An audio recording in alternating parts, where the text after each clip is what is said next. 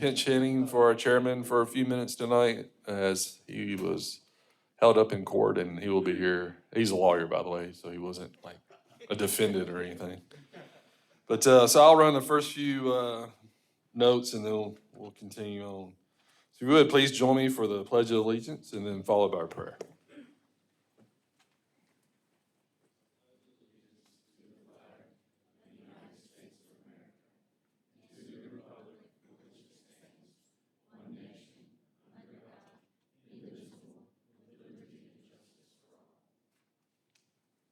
Let us pray.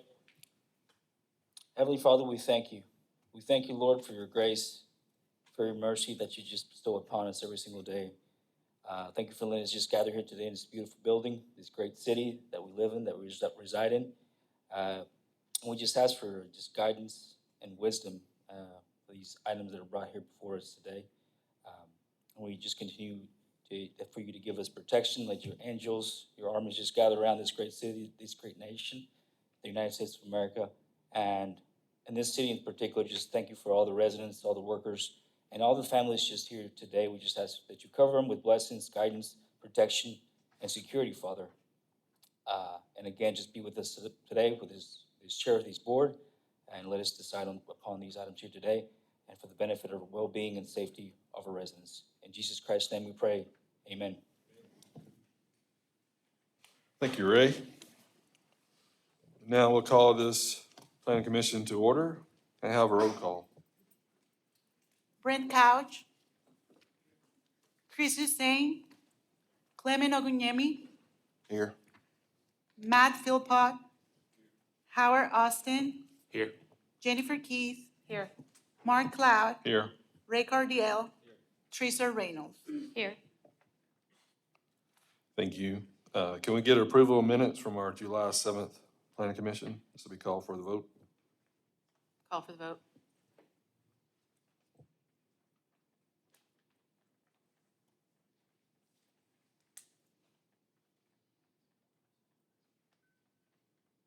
Thank you. We have several items that are tabled for tonight, so I'll go through those quickly. R 26-34, C 26-16, PP 26-67, RP 26-68, and RP 26-09, FB 26-12,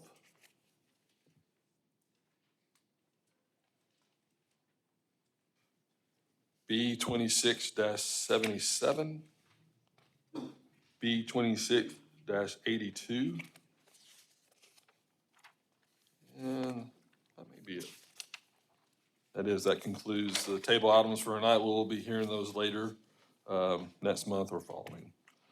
Next up is a resolution adopting the 2026 Comprehensive Land Use Plan and future land use map for the city of Springdale. This is superseding resolution number 151-12 and for other purposes. There've been a handful of public meetings regarding this. Hopefully, if you're here tonight, you've attended one of those to give your input. So now we'll hear from Garver Engineering, I believe.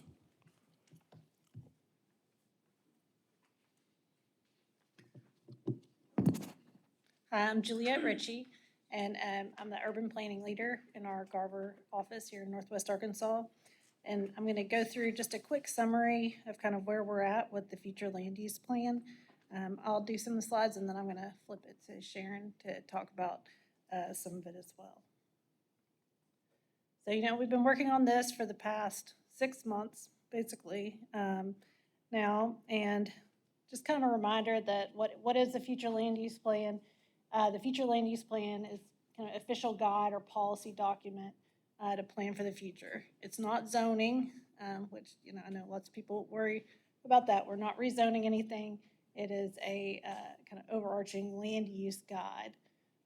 And it's for everybody. It's for community members, for y'all, for city council and city staff to reference when you have rezonings coming in front of you or other types of development. Just kind of recap of why it's needed. So the last time it was updated in 2010. So a lot of things have changed since 2010. Springdale's grown a lot. And just the needs in general. I think the market and economy have changed. Definitely a need for housing, new state legislation, all of those things are why we need to update it. They put together this annexation map, so everything that's kind of orange and red is annexations that have happened since 2010.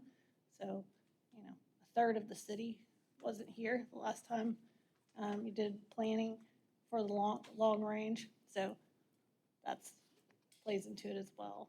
Just kind of a quick overview of the timeline. So we started working on this with staff in January, and kind of January through April, we divided the city into 8 different sections and went through it like each week with city staff and, talked about what the existing land use was, what we saw as far as development patterns and things happening on the ground, and talked through changes that we wanted to make and things that we retained. And then February through April, we met with many different stakeholders, the chamber, the school district, water utilities, active transportation. You can see that list up there. Met with a lot of different people to try to get input, and it was great. We did get some good input on kind of issues that people see in other parts of the community, from their viewpoint. And then May through July, in May, we kicked off looking at this draft plan with City Council and Planning Commission meeting here on the 4th. We've had a website up since the beginning of May. And then we had a community workshop at the Springdale Public Library, which I know a lot of y'all attended. And then we've been receiving input from those sessions and then online, and then incorporating that into the map and the document. So what you have in front of you tonight, and then we have placed around the room, is the future land use map. And kind of some primary changes, I think, is that in 2010, you had 10 land use classifications. It was, pretty simple. And then now we have kind of 5 overarching land use categories with subclassifications. So you have residential, mixed use and commercial, industry and technology, corridors, and then some special districts. And the reason we did that is, we really wanted to reflect what was on the ground now in Springdale. We felt there was a lot of things when we were going through the maps that we did not feel like, was even reflecting what is happening today in a lot of the areas of the city. And there are, a mix of uses in a lot of places, especially your corridors and some of your kind of commercial areas as they transition into residential areas. So we wanted to give a head nod to what's there and also make sure that those transitions are handled well, right? You want to have the appropriate type of intensity of, a mix of uses if you're transitioning from something that's primarily commercial, say along a corridor, and into a neighborhood. We don't want it to be the same type of commercial that's, right at, the edge of the interstate. So kind of looking at some nuanced issues that I think hopefully will help when you have rezonings and things in the future, because some of those things will be taken into consideration and, hopefully people have more predictability about what the outcomes will be. And then the corridors, so the major thoroughfare corridors that you have in the city, Old Missouri, Robinson, Sunset, and Thompson. We went ahead and made them their own districts. This is something that we've been doing in other cities, just because they really function as their own places, and those are major transportation corridors. And, I tell people, think about it as an audience. Your audience, for Sunset is different than your audience for Old Missouri. People are doing different things along those corridors, and I think it can be helpful to put them into perspective kind of for what they are. So those are the big changes, and then I'll give it to you, Sharon. Yeah, first I want to thank Garver. This has been a long collaborative project. We originally knew that we needed to start looking at our land use plan a couple years ago. Garver has also helped with some of our neighboring cities, so we were able to hone in. And this update recognizes that Springdale is set for continued growth. The growth is coming, and so it's up to us whether we are going to manage it responsibly. And this land use plan is that, so while we are embracing the continued growth of Springdale, it also protects a lot of the existing neighborhoods that are here. So even this breakdown, if you look at some of the residential that's on the top, a very high percentage in acreage of Springdale are neighborhoods that we seek to protect while embracing growth in other areas. And as Juliet mentioned, the stakeholder meetings, we met with so many chambers, school, individual employers, multiple times, multiple iterations. Honed in, Garver helped us parcel by parcel look at this map and look at different changing neighborhoods. And what this is this is not a reinvention or something new. This is building on what Springdale has. We are simply building on the growth and the productivity that we already have here. Let's go to the next one. So these pictures kind of give a breakdown of what we just saw with the percentages of each category. So this is the low density residential, again, protecting a lot of our existing neighborhoods while looking at other areas. Next, our medium density residential, again, protecting a lot of existing neighborhoods while prepping for growth. Our public institution, what do we have next? Our commercial mixed use, and then our neighborhood mixed use, and what we've set for high density residential, and community mixed use, and our regional commercial along some of our bigger, heavier corridors, and our light industrial warehouse, and the heavy industrial, and our trades and services, because we know in Springdale we have a category in between commercial and industrial that we need to identify for trades and services and support a lot of the businesses and folks we have. What's next? And this breaks down our corridors. Juliet mentioned it. I don't know if we have a slide that highlights those. It almost looks like a spine. But we looked at the corridors, and this was what Garver did, this right here. And it really gave us a lens to look at Springdale, that this is the spine of what we're dealing with. And as Juliet mentioned, these corridors have different characteristics. And this land use plan, this is our blueprint, right? Our vision board of what we want for Springdale. And identifying these areas can then help us build the right tools to promote the right responsible development that we have. And this highlights what they are. And I think a lot of you will agree, right? When you're in North Thompson and former Bethel Heights, that has a very different characteristics than if you were on West Sunset or East Robinson. We appreciate it. Questions? I know that we had work sessions. We collaborated with our active transportation. In early May, we brought the preliminary draft to City Council, and we did a joint work session with planning commissioners. We had feedback sessions. Again, it's a big collaborative effort that I am incredibly proud of and thankful for Garver's help.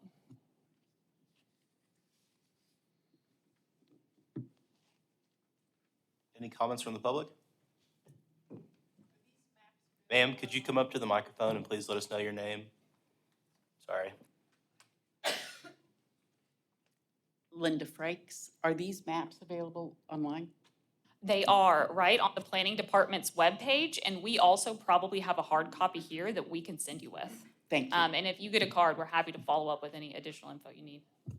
We also have a QR code you can scan out front where you signed in, and you'll be able to find that material there. Any other comment from the public? Commissioners?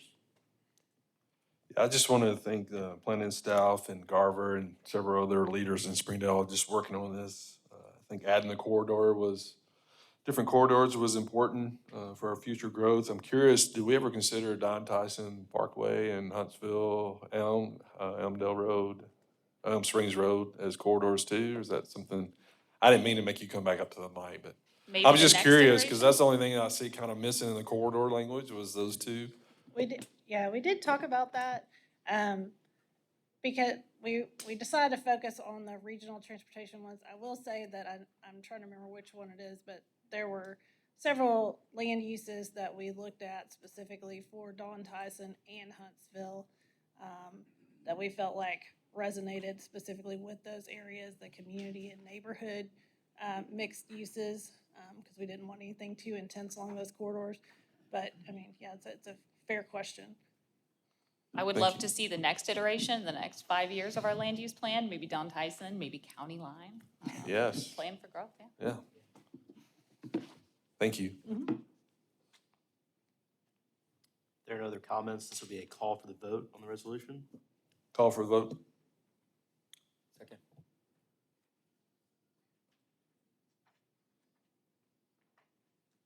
Passes 9-0. And staff is going to prepare a resolution that is set to go to council committee on the 17th. If anybody wants to come, comment, see this again, and then set for city council if forwarded on the 25th. We're going to move into section 6 next, our previously tabled items. First is C26-14, Vilma E. Oriana. Presented by Dana Rosa. Good evening, Dana Rose with Satterfield Land Surveyors, and this is Marcia Chavez, the agent for the Missouri line. Hi. I like to just give a little story about this property because like we just heard, our city is growing and a lot of the people's moving here is looking to bring more to the city. And this particular owner of this property buy this property in the beginning to bring a business from New York. But when she came to look it up, it cost more to move her business here in the area. So she decided to sell the business she bought. But when she bought this property, it was 3 lots involved. And when we bought it, she bought the whole thing together. So then we tried to do a survey to divide the lots. And finally, she got somebody wants to buy only the shop she planning to do her business. So we did auto at survey, which took a little longer to get it approved. We got it done, but we did not hire this company. We hired somebody else, and they split the lots. But we thought that they split the 3 lots separate. But actually, what they did, they put the house and the lot in the back together. And the one we sold was clear to close. We closed, but we never thought that the lot in the back was together with the front house. Into we put the house on the market because she decided to buy a business up there and not move here. And when we tried to do the closing, we found out that the lot was attached to the house. So now she wants to keep only the lot in the back for personal use because she's still buying properties here through me. And she has a company, small company, and she keep personal construction, and this little shop is in the back. And that's why she wants to split the lot and sell only the property and just keep the lot in the front. And I don't know if we have an easement to go to from the side parking lot of the business through the lot in the back. And I guess he can explain that. I don't know how to read the survey, so it's the little story I want to tell you guys. That's the reason she wants to do this, and we cannot close the house because we find out that information. So we had the house in the market still waiting to see, and we have a buyer still waiting to have an answer to see if it's gonna be possible to sell only the property.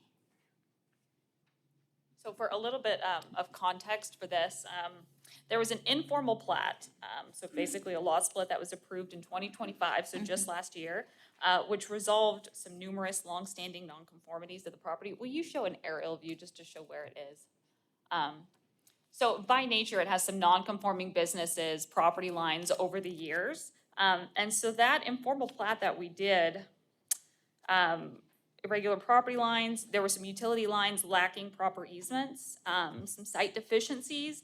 And so there was a pretty long collaborative effort between Satterfield, the city, the property owners. But what we did was we felt that that plat established it coming into a more orderly, conforming way. And so this request to basically parcel off the house again basically undoes that progress that the city believes that we did with that plat last year. So it would effectively undo portions of that work. And so even though there is an easement, the city is not of the recommendation, only because that plat took a step forward.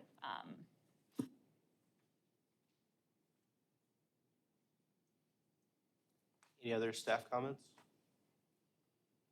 Public comment? Building and Fire might. Sorry. This split causes several problems. I know it was an existing line at one time. The first reason is that what used to be an accessory structure to the house is no longer an accessory structure to the house. But the worst problem is that the lot line is going to be right along that property line. There's no fire separation distance. For a building of that type, you would need a 10-foot fire separation distance. The second thing is, if you'll see that access comes to a kind of a wing that kind of comes out there, that's got a throat that's only about 15 feet. So there's no real access to run a supply line and a fire truck back there to get back to that building or any other building that they would build on that lot. So it really has to have the frontage on the front, so the fire access road becomes Huntsville Avenue, and they can run their hose lines down to find anything on that full lot if it was a lot. Also, if we built a building back there, we would require some sort of access to build a building. All this causes a whole lot of issues. You know, in order to use that back, you almost have to have the other piece and tear down the house or do something like that. It becomes a good commercial lot. But we would be opposed to doing a tandem lot in this location. And there's some water and sewer, because if we allow the split again to revert back, now we have a track that doesn't have proper water and sewer. And so that plat last year resolved that. So then we go back to a lot. If it were to get bought, then we have a landlocked lot with not proper utilities. Well, she's not planning to sell because, like I said, she's still investment here on properties, and she has the company, small company that the brothers-in-law are handling. So they have only the personal machines in that lot. I want to ask, what is what it is the road in the back, the lines on the back on the land, is the road or is gonna be in a street standpoint, or what is gonna be? The lines on the back, because. I think she's asking on the bottom there, like the utility easements and such that run on that. That's exactly what we need to figure out. Because at one point, I also leased a property facing to Huntsville. It's an empty lot right now. It used to be an old building there. And the easement is crossing all the way from Campbell to Goodison. So I just wonder if at some point it's gonna be in the street, it's just an easement, or planning to do something, because she just want to get more money to continue investment, because she buy this in cash.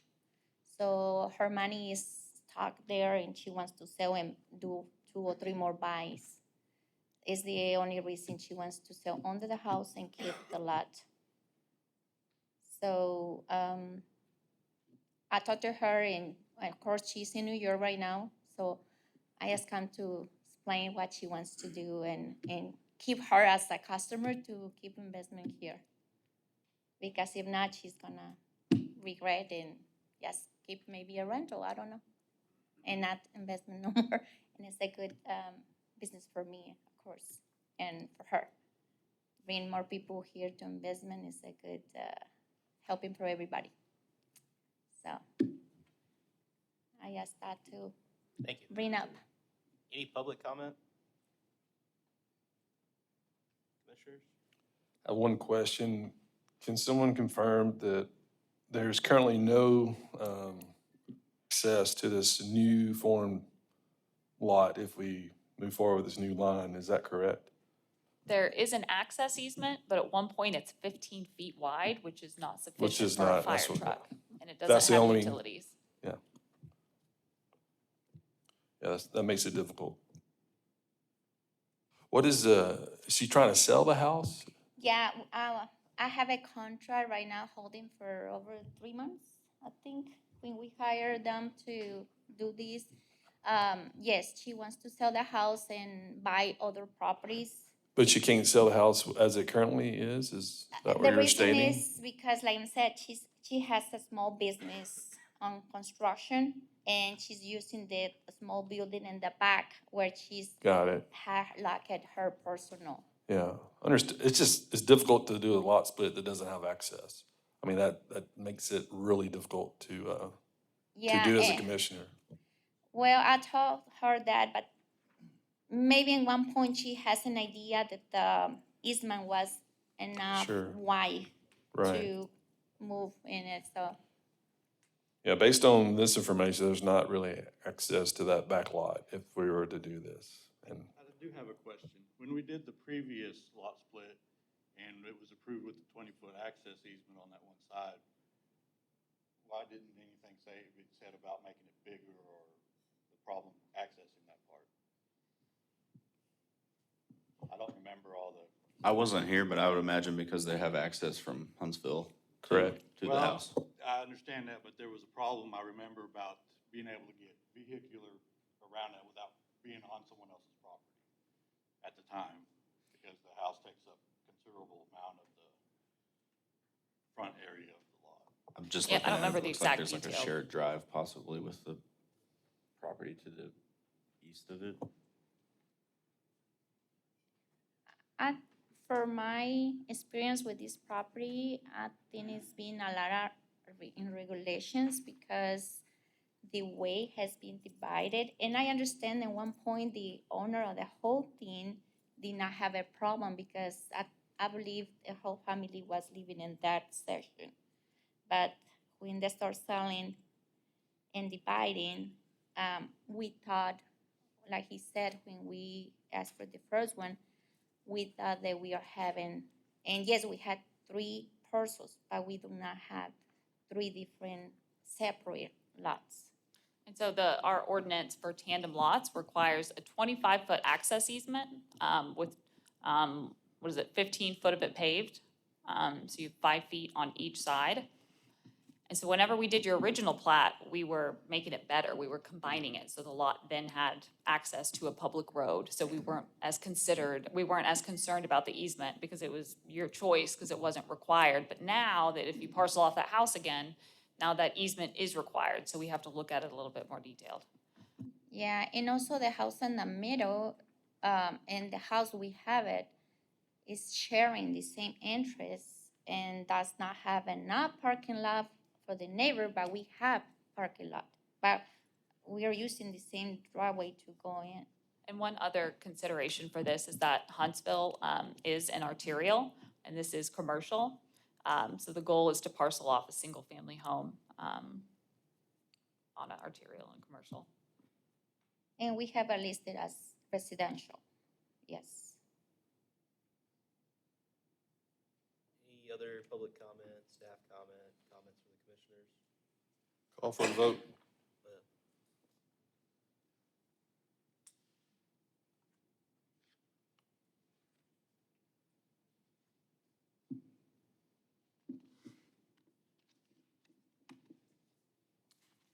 Does not pass, 1-8. You have the right to appeal the planning commission's decision to city council. You have to file your appeal in writing to the city clerk's office within 15 days of the planning commission's meeting. You have to identify what you think the error of the planning commission's decision was, and you have to re-notify adjacent property owners. Whenever you file your appeal with the city clerk, they'll let you know what meeting you're eligible to go to. And you can follow up with our office tomorrow morning for more details, okay? Thank you. Thank you, guys. Up next is FP 26-05, the Courtyard at Butterfield, presented by Justin Jorgensen.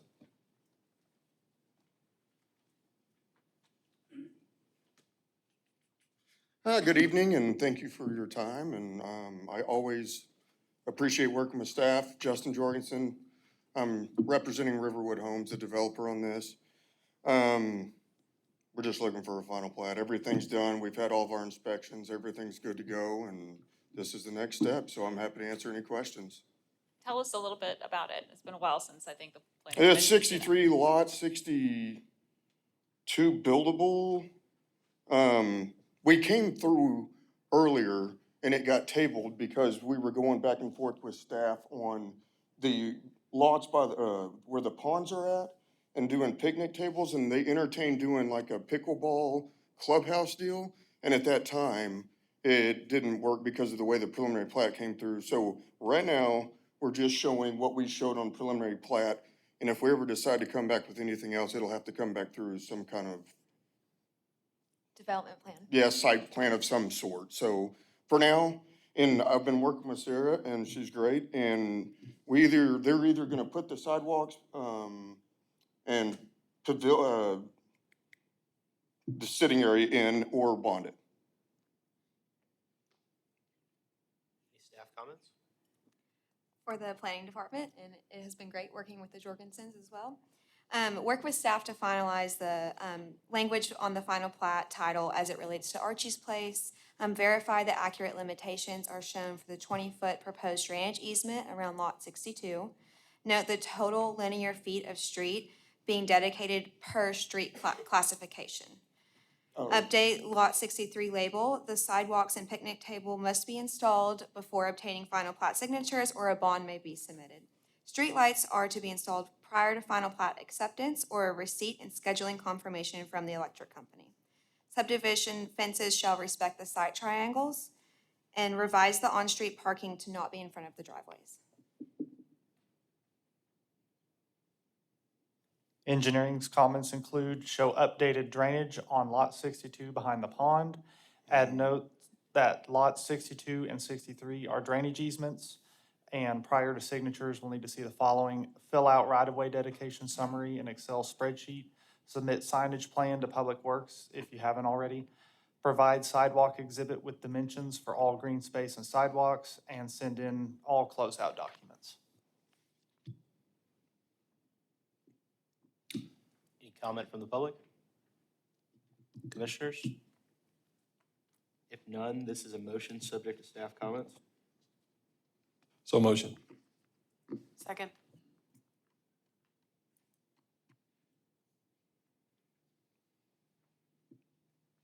Passes 9-0. thank you. If you want this to go to city council next Tuesday, we would need a revised plat addressing all of those in an ordinance by end of day tomorrow. Or you can go to August 25th, Okay, city council. And so let us know in the morning and work with us what date you want to seek, okay? perfect, will do. Thank you very much. Thank you. Up next, we've got FB 26-10 and RP 26-9, Wrigley LLC and Campus Edge LLC, presented by Ross Kephart.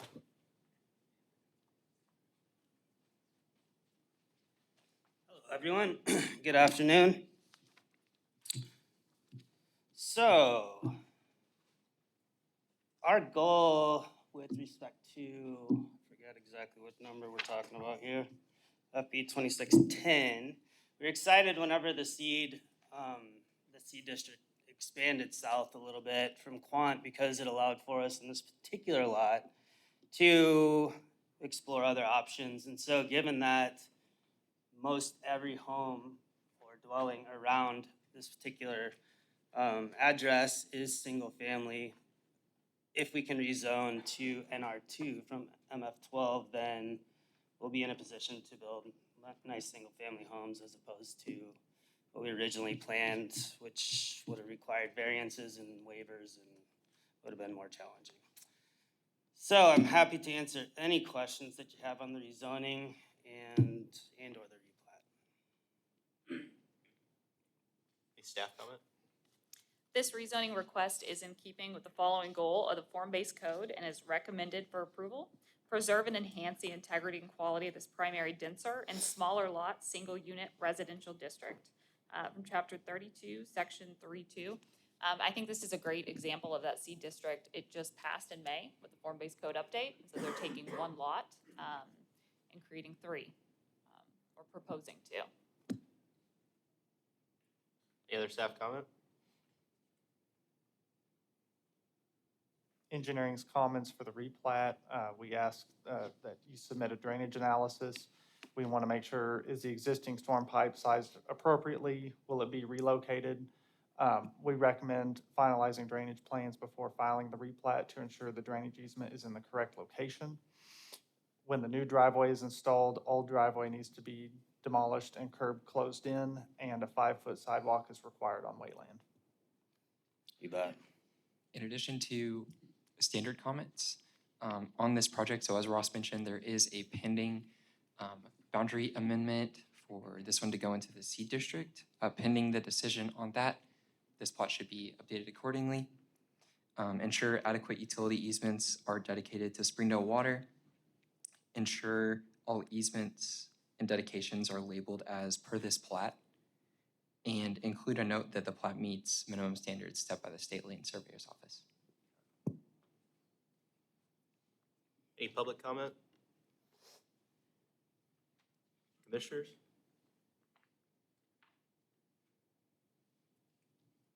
Can someone on staff elaborate on this proposed stormwater easement, how it navigates through, especially the 217 lots? Is that still enough room to build? You want to talk about that journey to finding that storm pipe? Hey, I'm all about it. Yeah, so right now, this line runs in a linear fashion, kind of diagonally, and I imagine you can figure it out by looking at that. And so lot 17A is platted such that we have sufficient space, as long as we can rezone to NR2. We have sufficient space to build the home that we're planning to on lot 17A and maintain the minimum 10-foot distance from the easement or from the line.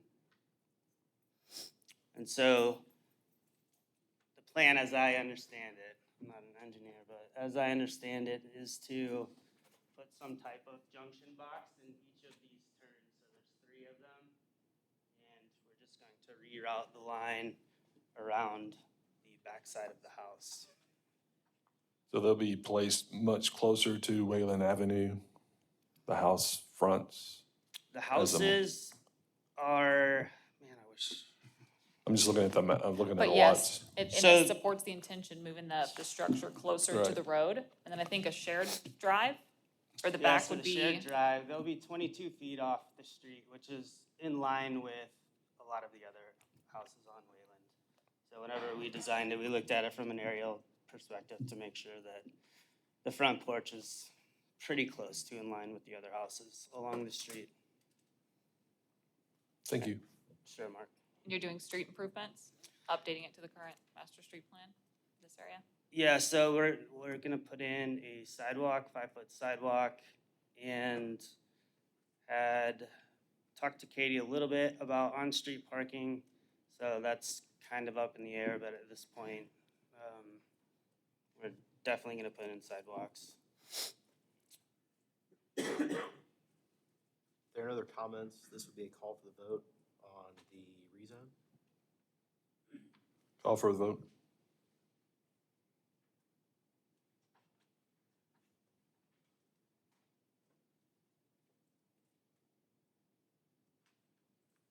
Passes 9-0. And then if there are no other comments on the replat, that would be a motion subject to staff comments. So motion. Second.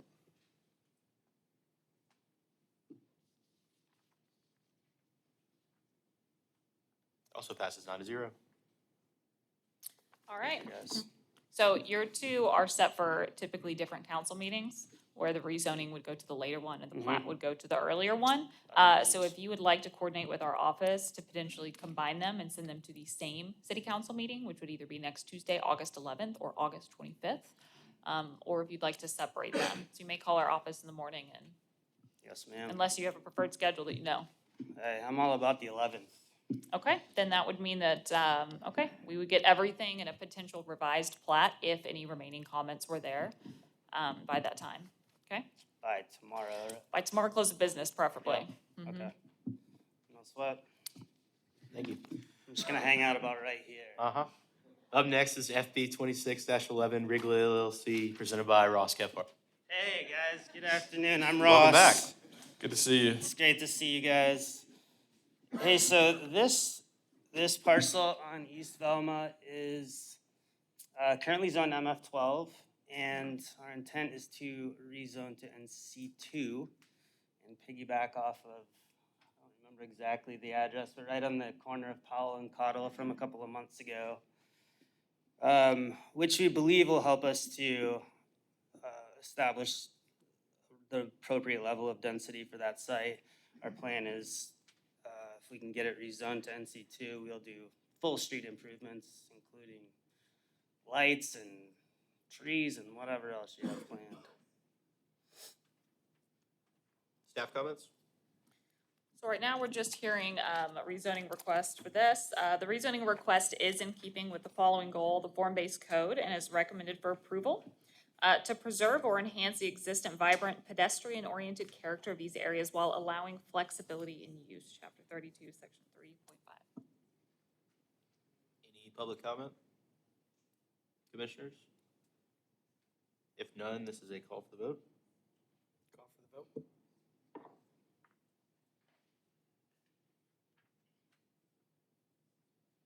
Passes 9-0. Right, staff will prepare an ordinance, set to go to city council on the 25th, but add that to the list of what we discuss for your Yes, council ma'am. schedule. Thank you, guys. Appreciate you. Thank you. Up next is B 26-64, Cesar Polanco, presented by Jamie Lara. Good afternoon, everybody. I'm here on behalf of Cesar Polanco. He's trying to do Sir, could you let us know your name? Jaime Lara. I'm here to, Cesar's trying to get a setback release from 8 feet to 5. He's trying to add 2 rooms to the house because his family is growing. Any staff comment? Can we go back to the aerial vision of this? Maybe the site plan. I know that 5-foot building, do you have any comment? I know that. Concern here is this is a hand-drawn drawing. It was done from probably, figuring out from fences and other things. And when you take it down to 5 foot 4 inches, there's a high risk here that we'll end up being in the fire separations distance. And so what we'd like them to do is to get a survey to find out exactly where their property lines are. You'll also notice if you go to the aerial that the neighboring property is only 5 feet away from the property line also. So it's very important that we get as much distance as we can in that fire separation distance, and we don't have to, get in there where we're saying, oh, well, we're only over by 6 inches, and so now we're 4 foot 6, and we got it with an overhang or something like that. So we would like to get a survey to know exactly where we stand before we go forward with this. The other issue we would require, in order as a condition of any setback reduction, that they use non-combustible cladding. But that would be, but first we really need a survey or a definite drawing of where we can actually figure out where the exact lines are, so we don't approve something that really won't fit. Sir, would you guys be on board with tabling this until next month's meeting so that you can Yes, go and fine. get the survey that they're wanting? That's fine. Okay, thank you. Appreciate it. Up next is R 26-35 Nets Global Holdings LLC, presented by Bates and Associates. Good evening, everybody. My name is Hunter McCutcheon, representing Bates and Associates regarding the rezoning and variance request for paving requirements to lift an existing bill of assurance for 4876 North Thompson. I'm happy to answer any questions you guys have. Tell us what you want to do. Regarding the variance. Just give it both to us. Okay, we're looking to rezone this property from C2 to C5 to fit this area. Our variance is requesting paving requirements to lift an existing bill of assurance on this site. The reason we're asking for this is just to allow for flexibility for future development. The site's looking to serve possible 2 tenants, and we're unsure at this time of what their desires are, and we just want to mitigate the removal and replacement of asphalt or paving if it is going to be required. Any staff comments? So I do, I'll comment on the variance first, that this area, it was non-conforming, right? So it should have been in a C5 with the outdoor display. So a C5 actually brings it into conformity, and there is an existing bill of assurance to pave this site that is in place. But from my understanding, the interested buyers would not like to just put asphalt on the entirety of this site, but be able to revisit it with some different options, which is why we are here. So for the rezoning, The rezoning request is in keeping with the following goals and policies of the comprehensive land use plan and is recommended for approval. Promote the viability of older commercial properties as well as new commercial development. Encourage the development of regional commercial areas that accommodate a variety of wholesale, retail, service, and office uses where high traffic volumes and utility demands can be served and more extensive outdoor display of materials will be expected and permitted. That has frontage or access to state and federal highways. And if you go back to that one that shows 612 in the yellow, I think you're definitely gonna have Graham Road on the north side of this, right? Chief Truman Brewer to the west. There's a lot of different frontages on this. Yes, ma'am. I will say we do not have a development plan submitted to the city as of yet. So this is just a proposed site plan intended to display the gravel. Yes, correct. So if we agree to rezone, do they have to come back to tell us what they're planning to do with the site? And then we get to talk about paving or not paving at that time? Yeah, so if they were to have this variance granted, then they would not have to fulfill the bill of assurance that was signed with the previous occupants, right? So that then they have the potential to redevelop, which I believe is why they are seeking the variance. Correct. And the rezoning is just, that's our recommendation in order to come into zoning compliance. If we agree with the variance, could they just keep the site as is and do pretty much what's on it now without any Potentially, interruption? that's what, I remember this. I remember we didn't like the fact that it was the way it was, and that's why we required them to do the bill of assurance the first time. So I'd hate to give the next group an opportunity to do the same thing we didn't allow the first guy to do. If we don't have a development plan yet, kind of leaning on what Mark was saying, if we don't have that yet, it kind of doesn't make sense to me to do a variance on something that we're not clear about what's gonna happen in the future. We just, we did not want to have to go through the work of paving this site and then having to fit it for an additional tenant whenever they come in, and then having to rip up and remove this work that would have just been completed and then go back and redo it again for a new tenant that comes in and occupies the site. That's why we want to just utilize the existing gravel for now until a development plan is in place, and then we can pave according per the development plan. Yeah, but we didn't like the idea of the gravel was there the first time. So I'm not sure I'm like the idea the gravel's still there. So if I agree to give you this variance, that means I'm agreeing to do something I didn't want to do the first time, which is why we did the bill of assurance the first time around. So that's what makes it hard. I mean, I don't want to restrict you from developing it, but also don't want to continue doing something that we weren't crazy about the first time around. Okay. Would you be willing to come forth with a development plan at least for these minimal improvements? Yeah, we'd be okay with that. So if they submitted a development plan showing this and then had the variance accompanying, would planning commission hear it? That's a good compromise. Hi, Commissioners. My name's Rob Ham. We have the property under contract right now, so we are not the current owner. Correct. And so part of this is, what is in play here is the fact that the highway's coming through. And we know that there is higher and better use, especially along Thompson, right? And so we are just trying to work with the city just to know that this is a transition zone. And so we just, as buyers of this, we want to make sure that we are setting it up accordingly with when the highway comes through. And so there's a reality tied to demand from tenancies and what they need, and a lot of it's tied to the highway coming through, correct? And so we just need to set it up correctly so that once the highway is in, that then there could be movement and then activate it in a way that works best, along with your comprehensive plan. Is there a way that we could do some sort of another bill of assurance for them as the new buyers for 2 years or a year or something? Because I'm kind of on the same lines of you of, I would rather keep it honestly gravel until it's developed when this highway comes through, for a, potential Buc-ee's or something like that someday.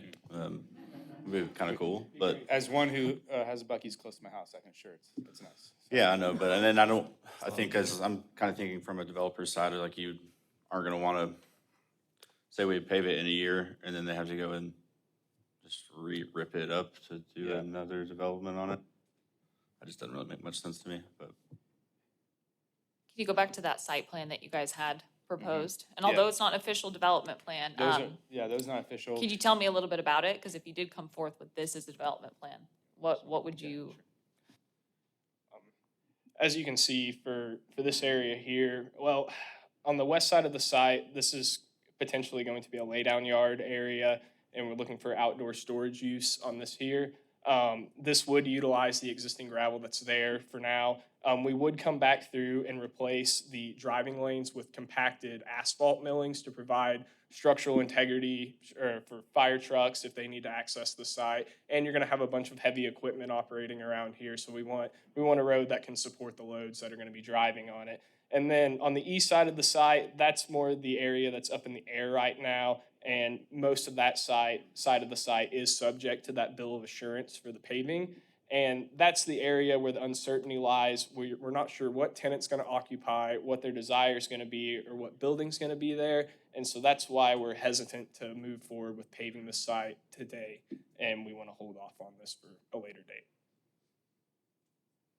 So is the existing bill of assurance saying they have to pave it immediately type thing? Within this year. And it stays with the land, so now the interested buyers have that responsibility.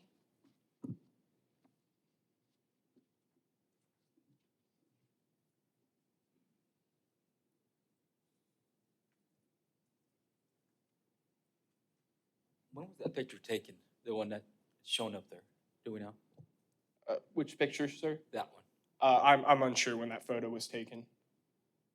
I believe that was I wanna say that photo was taken maybe by the city of Springdale. It might have been us. We take a lot of photos. I I'm wanna not I wanna sure. say We that should've was taped one of it. y'all's photos there. It could have been today. I don't know.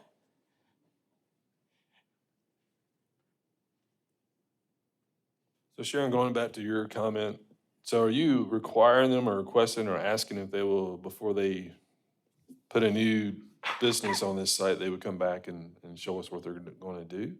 They'd have to have a development plan, correct? Unless they had a non-conforming business that had the same. If any improvements to the site that would trigger a building permit or a grading permit would have to come through with a development plan. And we know that the site's pretty limited. They have a very, very small little office. Yeah. And we know that, if you can go back to the one that shows that one right there. The reason why the front half of it is taken off, I mean, essentially, because we know that if we demise the property, we have to have a building on the backside. So we did not put that there simply because we already have the building, but we're showing that in the future, we know that the highest and best use is the front 2 acres of this site really have a higher and better use than what you're currently have on the site that is non-conforming. And so we want to come alongside you guys and work with you to make sure that we understand with the off-ramp coming on to Thompson, this is a very activating part of Thompson, and we want to make sure that we work with you guys on that and set the property up well for that future use. So pardon my ignorance of procedure, but is there a way to extend the bill of assurance or something like we're talking about to give them the freedom to do what they, not have to put something in right now, get us the development plan, but not have that tight timeline that we're currently looking at? And does that make sense? I mean, they could, that is an option. But from my understanding, you were trying to not have a bill of assurance run with the property? Yeah, because, I mean, essentially, what is probably on the, all it shows is for us to pave the site, like up until probably that fence line, about 2 acres. But the truth is the highest and best use is probably if somebody's gonna come in. And so, and they're gonna, so all that money to spend, it could be out in 3 years, could be out in 5 years, once the highway comes through. So from our perspective, I wanna hear what you guys think. It's challenging to have to, pave that all on the front end. and then in 2 years have it all get ripped up for something different, just to come in conformity with the bill of assurance. And I think I agree with that, and that's why I'm trying to see what other options there might be, because I don't want to say that it's, you know, give a variant, a general blanket variance that says, oh, you don't ever have to pave it if you don't want to. That's my concern, is I don't want to give a blanket variance, you know, but also I don't want to make you have to pave it. So I'm not sure where that middle ground is. So they could come through with a, you know, a development plan can be small and minimal. So they could come through with a development plan, which basically, if this is what they propose, but with much more detail, right? Where. Can it's we up to the release a bill commission. of assurance? Huh? Can we release the bill of assurance we currently have, or no? You say, can we? Can we release the current bill of assurance? If they meet it, or they're granted a variance to not have to, or if they meet the requirement. So, I mean, I think part of the question is, I don't mind rezoning to C5. I don't mind releasing them a bill of assurance. I do not want to give them a variance for parking without knowing what they're going to do. So that's why I'm asking that question, because I think that resolves his issue of having a bill of assurance over the top of it. It clears that up, and then it gets the zoning he's requesting, and gives us a chance to look at what they're going to do with the new. So I don't know if we can do that or not. If we can, that'd be what I'd want to do.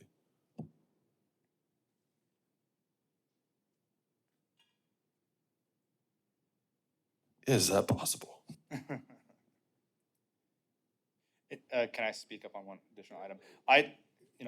Commissioner Cloud, I totally understand, like, you're like, hey, I want to know what's going on. I don't really like what is on that side. My question, I guess, to back to you is, how do we handle the truth is, a future use is tied to traffic count, pretty much. And so how do we handle that transition period in your perspective? Yeah, I think part of the issue is we don't know when that's gonna happen. Yeah. I don't know if you've been around RDOT, but it doesn't necessarily happen tomorrow. Uh-huh. So then this could be 7 years, who knows? Yep. And so I don't wanna tie a variance to something that I don't know when that's gonna happen. I also understand you as a developer, you want a best use. I agree with you. I think we're on the same page there, but I'm trying not to tie the hands of the city. Yep. Saying we no longer have any say over this property. Yep. So I'm trying to thread that thin line of, we would like to have some say over what you want to do with the Yeah. property, but at the same time, don't want to put you in any type of handcuffs where you can't do what you need to do with it. And that's what I'm trying to figure out. Basically, is it feasible for you to get us that development plan pretty quickly so that we can grant the variance based on that development plan? Or is that too wishy-washy on your end, I mean, as far as you don't know what you're. That's the same question I have, and I don't think it has to be like a 30-day turnaround. I think they could come back later this year before their bill runs and present that plan to us and the variance at that point, is my understanding. So if that's something you'd be open to, I think that gives us what we need to feel comfortable. If not, I get it, and we'll vote regardless, but. And you're saying bring back the development plan and hear this variance in the future, Yeah, correct? so we would vote on the Mhm. rezone today, table the variance for later. You Mhm. guys come back with your development plan and the variance alongside it at that point in time before your bill runs out and you have to build. And then we've got the ability to review the site plan at that point and hash out what we're talking about now with a better understanding of what we're looking at. Okay. Yeah, go ahead. Jeff Bates with Bates and Associates. The problem is the area that where you're gonna have to pave or where the bill of assurance is, they're not doing anything with, because they're waiting for the interstate to come in, and that makes that property more valuable, because it could be a McDonald's or a gas station or something. When we come in with our development plan, it's only gonna be for the back half. It's not even gonna address the front half where the paving issue is. So I don't know if that's gonna help us. That makes sense? I mean, it makes sense, and if you want us to vote on all of it tonight, we can, but if the issue is that it's gonna cost money that you don't wanna spend, that's not a real hardship that we can consider. So if that's what we're doing, that's fine, but you know that that's not. What if we just get another bill of assurance for a longer period of time? Is that something for the new owners? Typically, we don't like doing those for more than a year, correct? We typically do them a maximum of 2 years, but if you want, we're happy to further discuss maybe with staff what the best route is, maybe with city attorney's office, to see, compare bill of assurances and find out what the best route is for this project. I think that's what we'll do, if we come up with some other options and go ahead and vote on the rezoning and table the variance tonight. Understood. Thank you. We've got no more comments on the rezoning. It's a call for the vote. Call for the vote.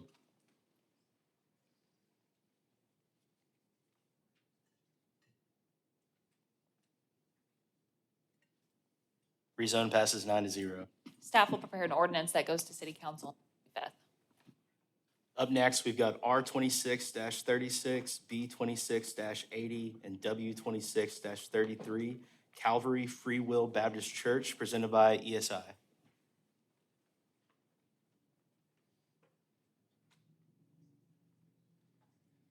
Hey guys, Nick with ESI. Here with any questions, just let me know.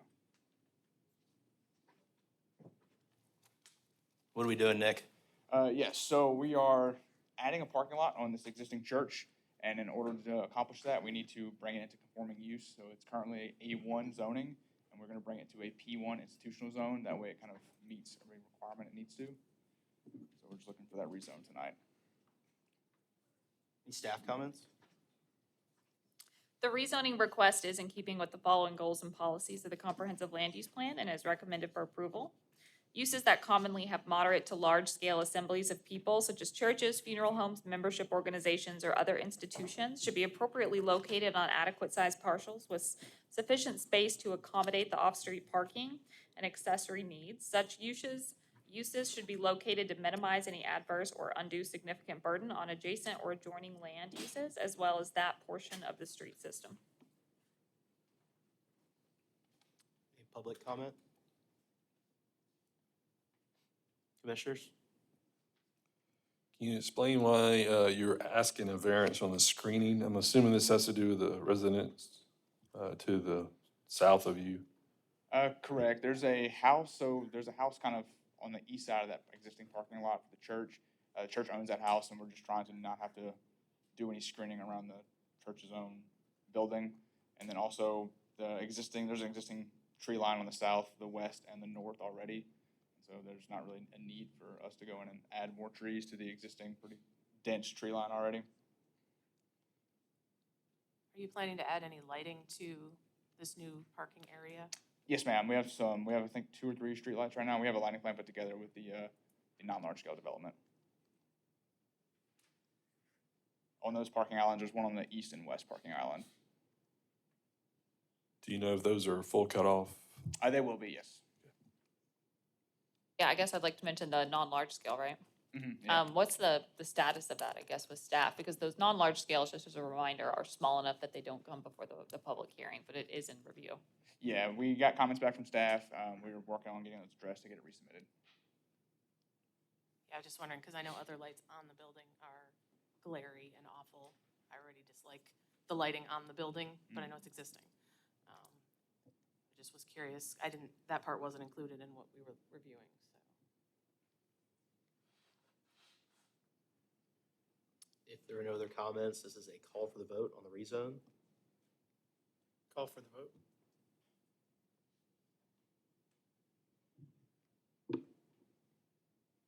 Passes 9-0. Are we okay to do the variances together, Commission? Okay. That'd be a call for the vote on the variances.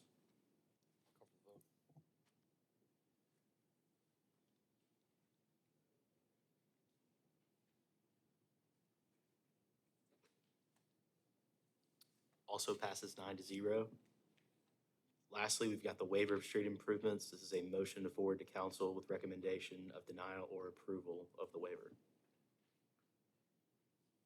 Recommend to forward to council for approval. Second.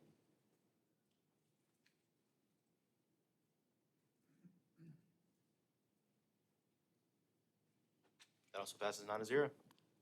All right, staff will prepare an ordinance for the rezone and a resolution for the waiver that goes to city council on the 25th. Awesome. Thank you, guys. Thank you. Up next, we've got RP 26-10, L 26-14, B 26-84, and B 26-86, Commerce Subdivision Phase 2, presented by Sitewise Civil Engineering.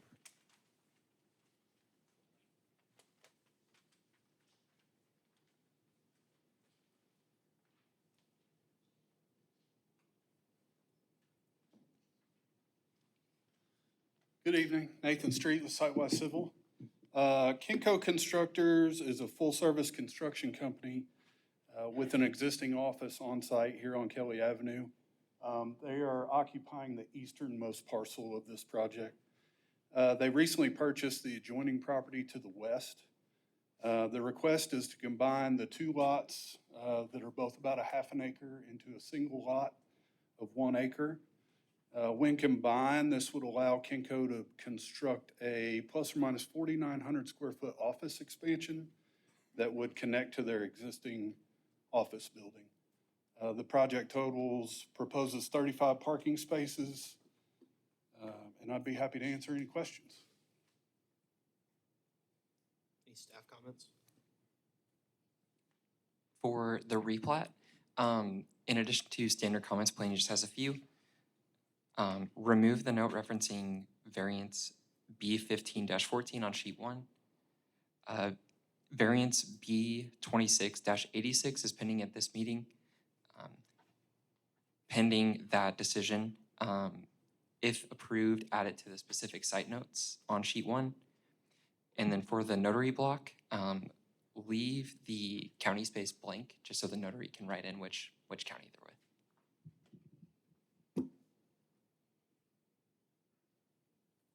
Public or engineering, anything? Good. All right, anything from the public? Commissioners? Can you walk us through this long list of variances, please? Yes, I will do my best because it is a lengthy list. The property is a little bit unique, given that we're dealing with an existing office on the east side of the property.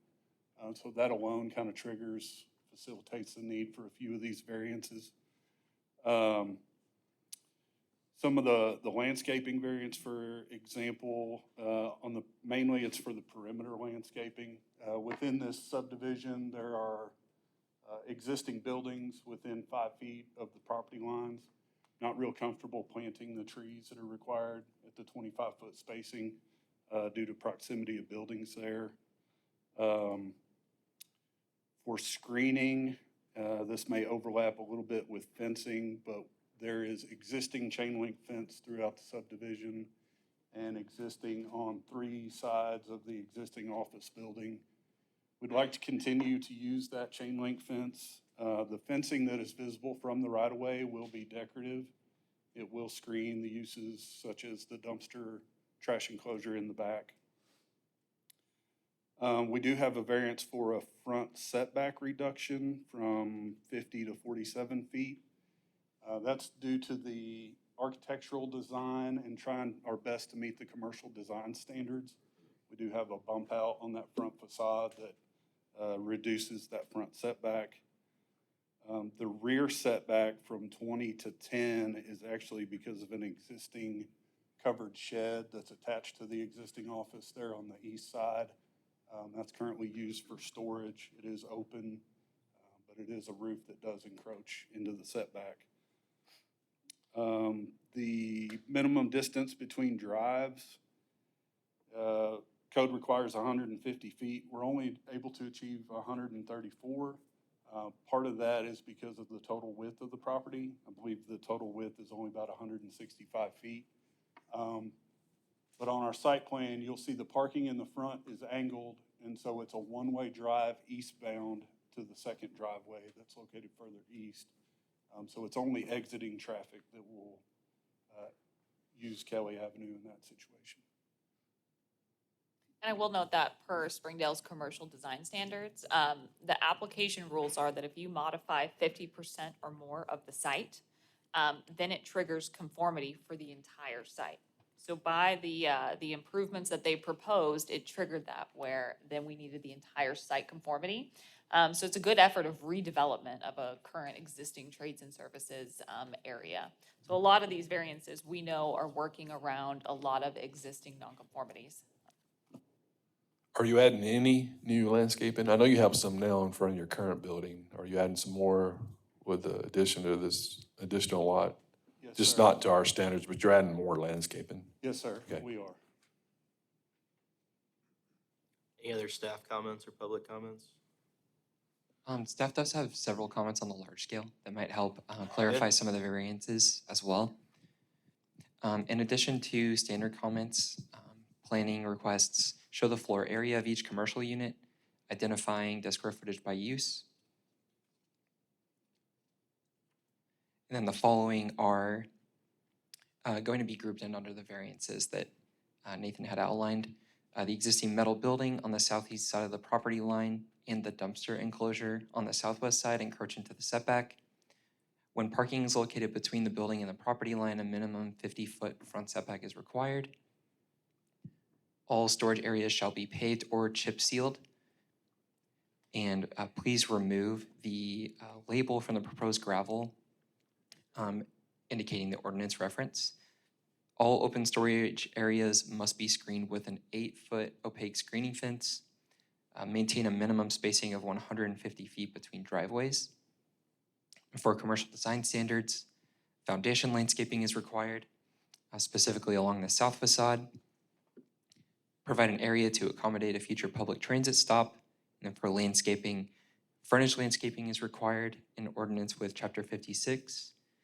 Perimeter landscaping is also required, referencing the 1 tree per 25 linear feet.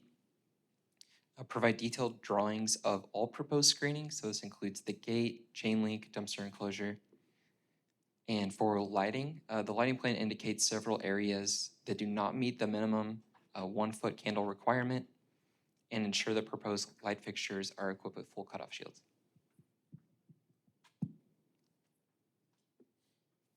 Any other staff comments? Anything from the public or commission?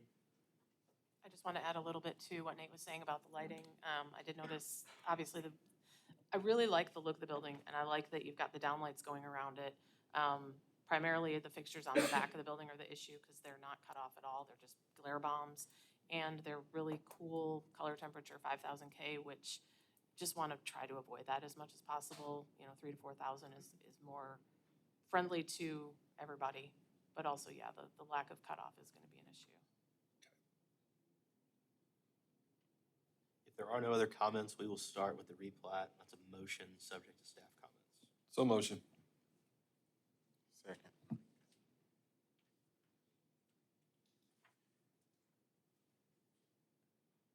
Passes 9-0. We'll take up the first 3 variances next, as long as we're all good to do so. That's B 26-84, be a call for the vote. Call for the vote.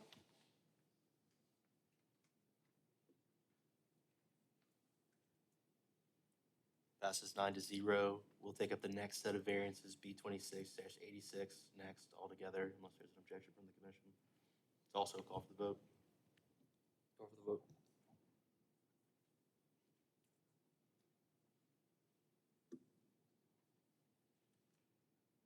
Passes 9-0. Finally, we'll take up the large scale L 26-14. It's a motion subject to staff comments. So motion. Second.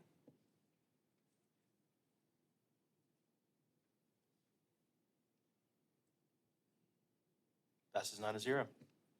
And if you want the replat to go to city council next Tuesday, we need the ordinance and any revisions by the office by close of business tomorrow. Great. Thank you all very much. Thank you. Up next, RP 26-11, Henson Heights subdivision, presented by A4 Civil.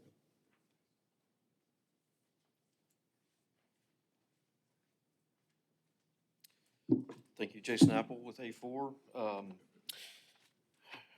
Tonight's request, we're trying to redevelop this 3 acres on Turner from the existing Cornerstone Baptist Church into 9 single-family lots. And I'll answer any questions. Any staff comments? In addition to standard comments, planning has a few. Add the building setback line to the legend on sheet C 2.1. Show the 65-foot right-of-way width for Turner Street and identify the right-of-way dedicated per this plat. Revise the driveways to provide a minimum width of 15 feet. And revise plans for legibility. There are several labels that are overlapping existing information that obscures and makes some of the text difficult to read.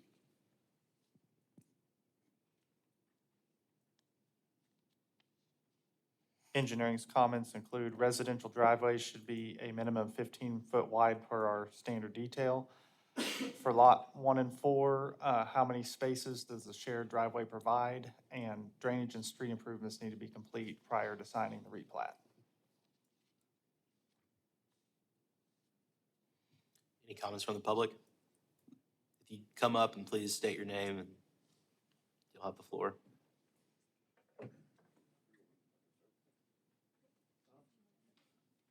Kurt Johnson, I live on Henson Avenue, adjacent to that street. I just want to issue, what are they going to do about the drainage on Henson Avenue? We like to nickname it Henson River on a heavy rainfall and see if they're going to do anything with that street.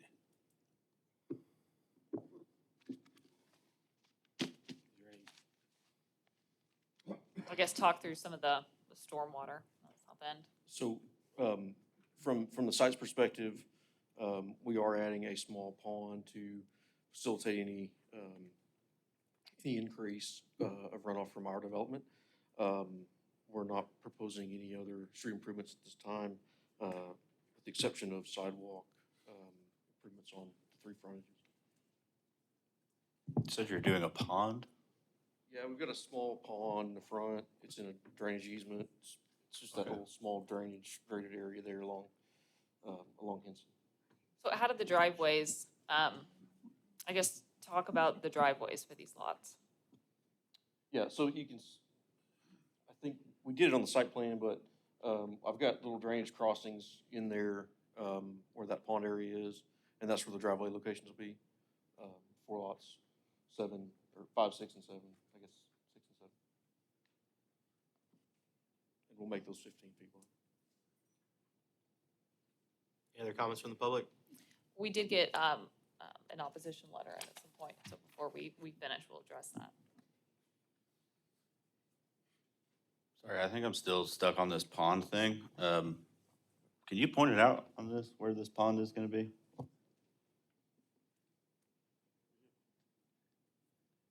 And then like a driveway is going over the pond? It's basically going to be a Follow ditch. Ed. It's going to be a ditch in the front. It's basically what it is. Yeah. I just wanted to clarify that this was not a pond. This is a drainage ditch. What Okay. it is. It's a very small feature that needs to be added for the increase. Yes, sir. Looking at you, sir, with the glasses. Oh, sorry. Hi, my name is Ellis Gregory. I live in proximity to 4305 South Turner. Again, I just wanted to kind of echo what my neighbor was talking about with the drainage. I did ask the commission to send the stormwater drainage report or assessment and the preliminary plat. From what I can tell, like this area is considered silty loam, meaning that water is 0 to 7 inches below the surface. And so for these 9 parcels, it's unclear what the impermeable surfaces will be and what the volume of water will be coming down to this drainage that A4 Civil is putting in place with these ponds. We also know that there's one down outlet there at the corner of Turner and Henson that is going to be evacuating, discharging that water. We don't know what it's not clear from the assessment what the overall evacuation is for the current capacity of that down drop right there. And so we're already considering what Henson River does at that moment, but we also know from this development plan that they're considering the site, not what might be coming off of the driveways for what's coming off of Alma. And so that's more impermeable surfaces that are going to be depositing onto Alma and then tracking down to Henson, which we know at certain times purls into the front yards and the driveways of the houses that are on the south side of Henson Street. And so in general, I have some concerns about how we're going to be addressing this additional impermeable surfaces that haven't been necessarily assumed of what that size is going to be and how that water is going to be discharged effectively. Beyond that, we do know that, according to A4 Civil, that there's going to be these retention ponds that are going to be traversing that Henson Street. And it's going to be a graduated thing, right? So it starts as a small area up towards the east end, and then it tapers to a larger retention towards the west end. And there will be basically culverts that will be covering those driveways. What we know is, so one, there's a question of, what does the maintenance and keep of that area look like? Is that going to be on the homeowners? Is that going to be something that the city is going to take care of themselves? Additional questions. Say we have, like we do, we have big events that happen. What if that drain gets covered over with debris? What does that look like? In a 100-year storm, I don't know if it's going to make it, and that storm drainage water is going to purl over and create a much larger problem for the residents of Henson Street. In addition to that, we know that this is going to be like an open retention pond, and it'll evacuate or evaporate. That's great. I'm all for that. I'm not opposed to increasing housing in the area. I think that that's something the city needs, and so I'm not in opposition to that. My concerns are more about how are we going to do this effectively to where we're not necessarily creating a hazard for anybody that lives in the space, but also if it's an open pond, we'll just call it that. Without landscaping, what we know is that with landscaping, it helps actually improve and maintain the property values of the existing neighborhood. What we also know is that when we have these open ponds in this way for retention, that it does actually have like a net deficit to the property value, just seeing open pits per se. I won't call it a pit or a pond, whatever the vernacular is. But those are the general concerns. I did ask for these documents about a week ago. I did respond with about 9 questions that go into much further detail. I didn't get a response to that. I know this is a preliminary hearing or meeting, and so I'm just kind of hoping that those questions would be considered before we move on to some other stage of refinement to this plan. Okay, thank you. Thank you. Thank you. Anybody else from the public? Yes, please come forward.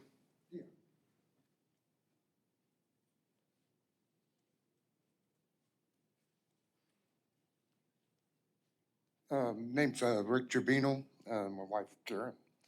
We live right next door to the church and on the property that's being up for development. Most of his and stuff was directed on the flooding or water drainage and stuff onto Henson, off of Turner, off of Alma, coming back in. I've lived there since 1992. Our back of our property and stuff, which ends up dividing Matt's house and our house, and down the middle and stuff runs into it. Gets a lot of water drainage coming from the north of us and stuff down through the 2 adjoining or 3 adjoining lots that's north of us that's running down. And my concern is how they going to handle at that point, because at the end of my lot going into the church property or development property that's being up for development, how is that going to handle that water? Are they going to, when they develop it, are they going to build it up?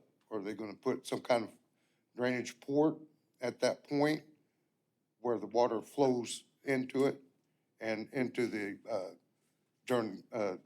drainage line and stuff? Because right now and stuff, through heavy rains and stuff, real heavy rains, I'll get a pond, a puddle, or a small pond in my backyard until it evaporates out and stuff. And if they're closing the envelope on it, that property isn't going to absorb the amount of water that it does at this time, unless they put some kind of a collector unit at at, you know, in that, vicinity and stuff to alleviate the water out. And stuff, is my biggest concern on it. And it's just, I know over the years and stuff, I mean, the amount of water that comes in, you get down Henson and stuff along the property line and stuff from corner to corner, from, Turner and stuff back down. It does retain a lot of water until, you know, slowly evaporates out, so. And that, you know, that's, my biggest concern is the amount of drainage and water that usually get is how they're gonna acquire that amount in their development plan of their collecting ports and stuff like that into it, you know, to alleviate any potential, you know. 'Cause you know, right now, I don't want the water, like I said, I'm right next to it. The church is basically, we're right at the bottom of the hill and stuff. You come down and it starts inclining from Henson up and then from Henson back up north and stuff. So that property area is at pretty much at the bottom of the grass of you know, water. Yes, sir. Thank you. Anyone else? Anything? Is there gonna be a time where we'll all get to meet and discuss this further? I mean, this is the first time we've seen this map. So will there be a time where the residents around will be able to talk? And if you'd like, so this forum is to serve that, right? So we have a packet online on our website that has all other plans, and this is the public hearing in which we discuss it. But all of these plans are public records, so you can easily request a meeting, whether it's with city staff or the developer, to try to get more information. Okay, because I'm just concerned, you know, we're big on development, and that's fine. You know, there's single-family homes, I understand that, but when it comes to destruction and tearing down the church, our house and Matt's house is right there. Like, we line up. I'm at 4301. So like dirt and dust and things like that are my concern. So I just want to make sure that as development does proceed, that we're notified so that we can cover our pools and things like that. Will that be If you want to something- reach out to planning staff, we can help provide you with this particular plan set and the notes that we have, some contact info. We can try to help facilitate that if you want to call the planning office tomorrow. Okay. Thank you. Any other comments from the public?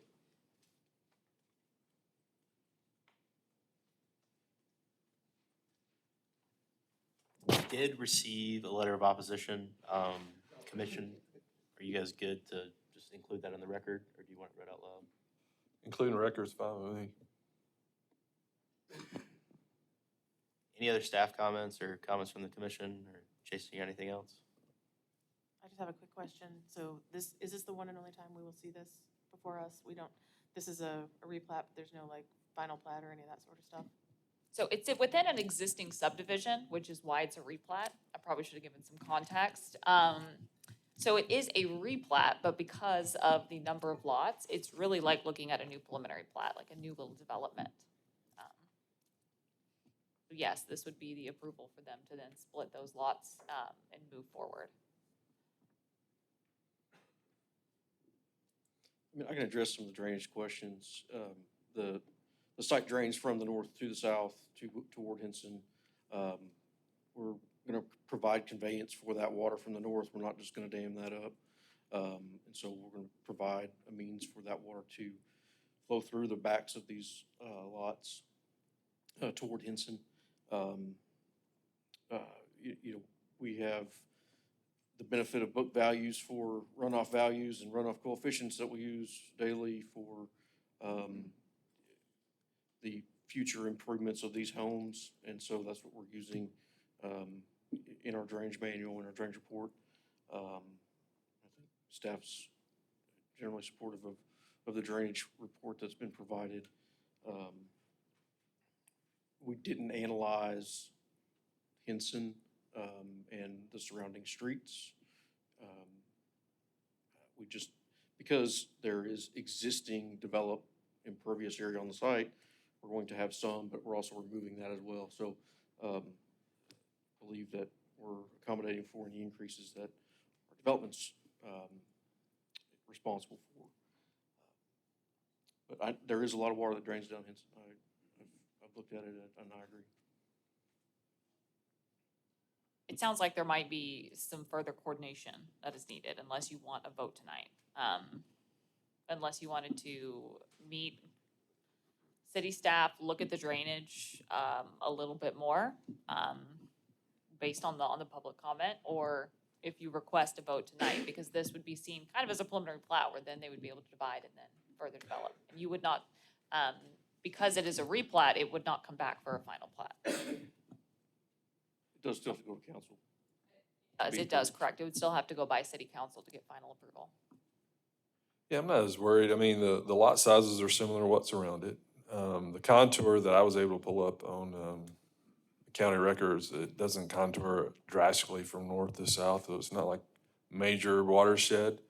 Not that there's not issues. We have issues all over northwest Arkansas with our rain that we get, events as we call them. That's just unfortunate. I don't know that any of us know exactly how much runoff we have because we develop so quickly.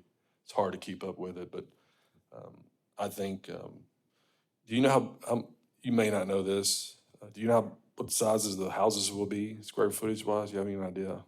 I don't know. Yeah. I mean, I think they're gonna be generally compatible with what's. Sure, what's in the neighborhood? Yeah. Makes sense. I mean, there are larger lots too. They're not, you know, they're. Jason? From a, standard SF2, subdivision lot. Yeah. that you'll see. These detention ponds that are being done, have those been crafted with the math or science to prevent any additional runoff coming to Henson or their neighbors? I mean, I understand that's what it's there for, but is your understanding that that will encapsulate any extra runoff that would be created by the development to? Yes, that was the intent. Where does that really run to, just into this? So there's an existing drainage box on Henson. And so we'll take the outfall of that swale or pond into the back of that drop in. So it won't go into the street, it'll go into the back of that drainage structure. And you are doing a sidewalk. This includes a sidewalk around the perimeter. Yes, sir. That's good. If there are no other comments, this is a motion subject to staff comments. So motion. Second.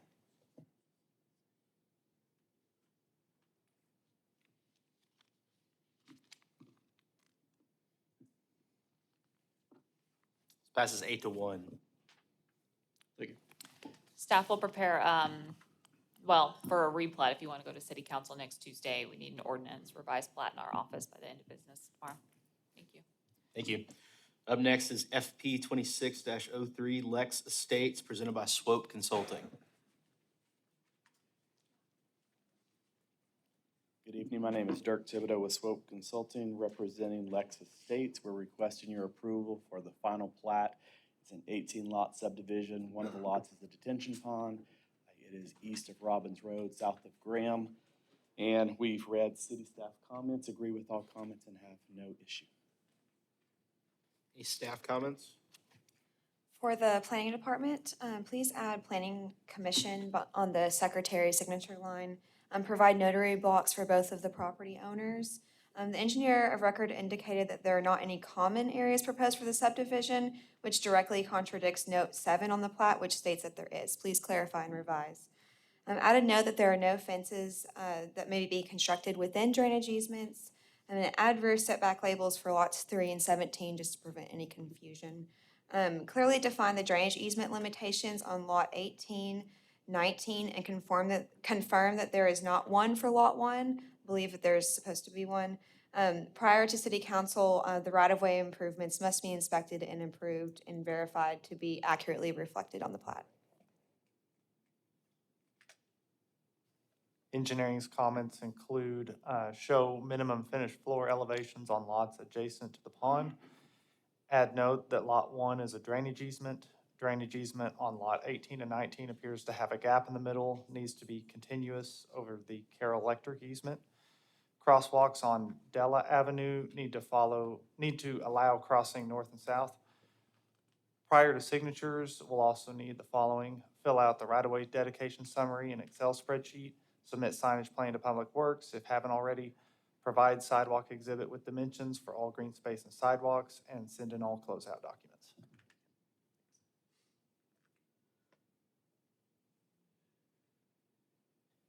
Any public comment? Commissioners? If none, this is a motion subject to staff comments. So moved. Second.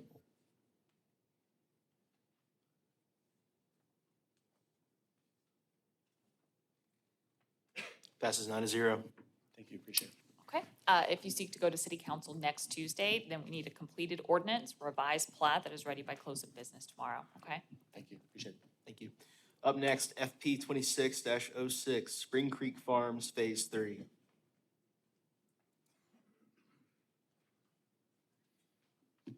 I'm James Gertz with EDA, the engineer on the project. This is a final plat for Spring Creek Farms Phase 3. It's 71 lots, 2 detention lots, and 1 POA lot. Any staff comments? In addition to standard comments, the bond for parking and sidewalk improvements for the proposed POA amenity lot will need to be completed for lot 129 before approval of the final plat. Provide parent tract legal descriptions for each existing parcel. The legal description for the subdivision needs to have the full meets and bounds description and not only the lot number. Indicate the total linear feet of street being dedicated per street classification. Only one certificate of transmittal ownership and ordinance statement is required. Add a resolution to ensure the authority to sign on behalf of Paul Pinkley Construction. Remove reference to 0 lot line lots as there are not any proposed. Show side setbacks on the lots and include that line type in the legend. And finalize all final plat checklist items. Engineering doesn't have comments on the plat itself, but prior to signatures, we need the following standard comments: fill out right-of-way dedication summary in Excel spreadsheet, submit signage plan to Public Works if haven't already, provide sidewalk exhibit with dimension for all green space and sidewalks, and send in all closeout documents. Any public comment? Commissioners? Speak. Motion subject to staff comments? Motion. Second.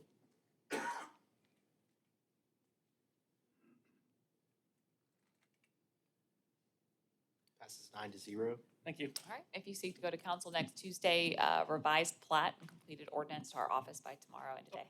Thank you. Thank you. Up next, FP 26-07, Chapel Grove Phase 1, presented by OWN Engineering. Good evening, I'm Lillian Bryant with OWN. This is the final plat for the Phase 1 of Chapel Grove. It is 61 lots total, 58 buildable and 3 outlots, 2 being a detention pond and 1 is a lift station. And I'm happy to answer any questions you guys might have. Any staff comment? For the planning department, revise the rear setback and utility easement callouts to delineate the building setback distance and the utility easement distances. Verify with Springdale Water Utilities that all easement acquisitions and notes pertaining to are agreed upon and or filed prior to city council approval. The POA easement shall be shown for the proposed subdivision monument sign located within lot 11. And staff has traffic management concerns, which were identified with the proposed community mailbox locations. Let's work together to find an appropriate location and easements if needed. Engineering's comments on the plat: update street classification information. The streets are just local. Add note that lots 47 through 57 shall not have access to Marchant Road. And our standard comments prior to signatures will need to fill out the right-of-way dedication summary in Excel spreadsheet, submit signage plan to Public Works if you haven't already, provide sidewalk exhibit with dimensions for all green space and sidewalks, and send out in all closeout documents. Any public comment? Commissioners? If not, it's a motion subject to staff comments. Motion subject to staff comments. Second.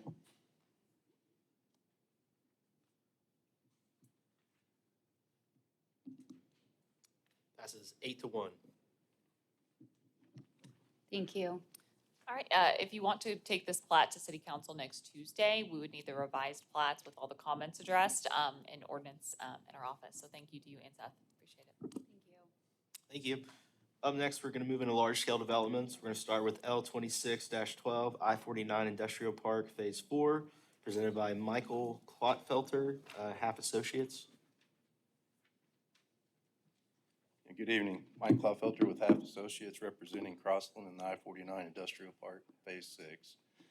This is a large-scale development project located on approximately 10 acres. It's on the west side of Chief Truman Brewer Street. Site's currently zoned W1 in Warehouse District. We're proposing a 151,200 square foot warehouse. Access will be provided on the northeast, northwest, and southeast portions of the site. Stormwater detention will be provided by an existing regional detention facility that's currently serving the I-49 Industrial Park. There will be a public water main that circles the site. It'll tie into the existing water main located along the north side. Sewer will be provided by an existing public main located along the northwest portion of the site. If you have any questions, I'll be happy to answer them. Thank you. Staff comments? In addition to standard comments, planning's comments include all adjacent subdivisions by file number or book and page, including those east of Truman Brewer. 4 loading spaces are required, measuring 12 by 30 feet. You can indicate the loading space areas on the plans, just simple kind of graphic. Include details on existing trees and landscaping, for example, number, size, and species in order to count it towards the landscaping requirements. Add diagonal parking standard details, and prior to CO, the informal plat LS 2446 to combine 3 parent tracks will need to be resolved. Engineering department will need a signed and sealed drainage report submitted, and if parcels are not going to be combined, need to provide access easements. Any public comment? Commission? Are these types of projects required to provide photometrics? It's in W1. Yes, ma'am. It's not. Because The you're not, commission could potentially request it if they want it, but, they do not, require to adhere to commercial design standards. my main concern is I know that we have had concerns from the neighborhood across the street with lighting on other buildings in the area. I would strongly encourage any lighting on and around the building to be full cutoff and meet the typical lighting design standards. Yes, ma'am. We submitted some cut sheets today to planning. If there are no other comments, it's a motion subject to staff comments. So motion. Second.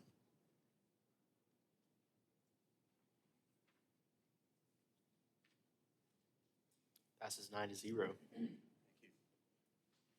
Up next, L 26-13, B 26-87, W 26-35, Lincoln Drive Warehouse, presented by Mary Salmonson, Kimley Horn and Associates, Inc.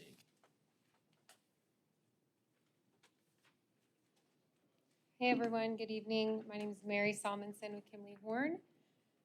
We are here for approval of our LSD that we've been working with city staff on. The project is 49 acres located adjacent to the A&M Railroad. It will be north of the new RDOT Highway 612 bypass project, south of Moody Avenue, and east of Lincoln Drive.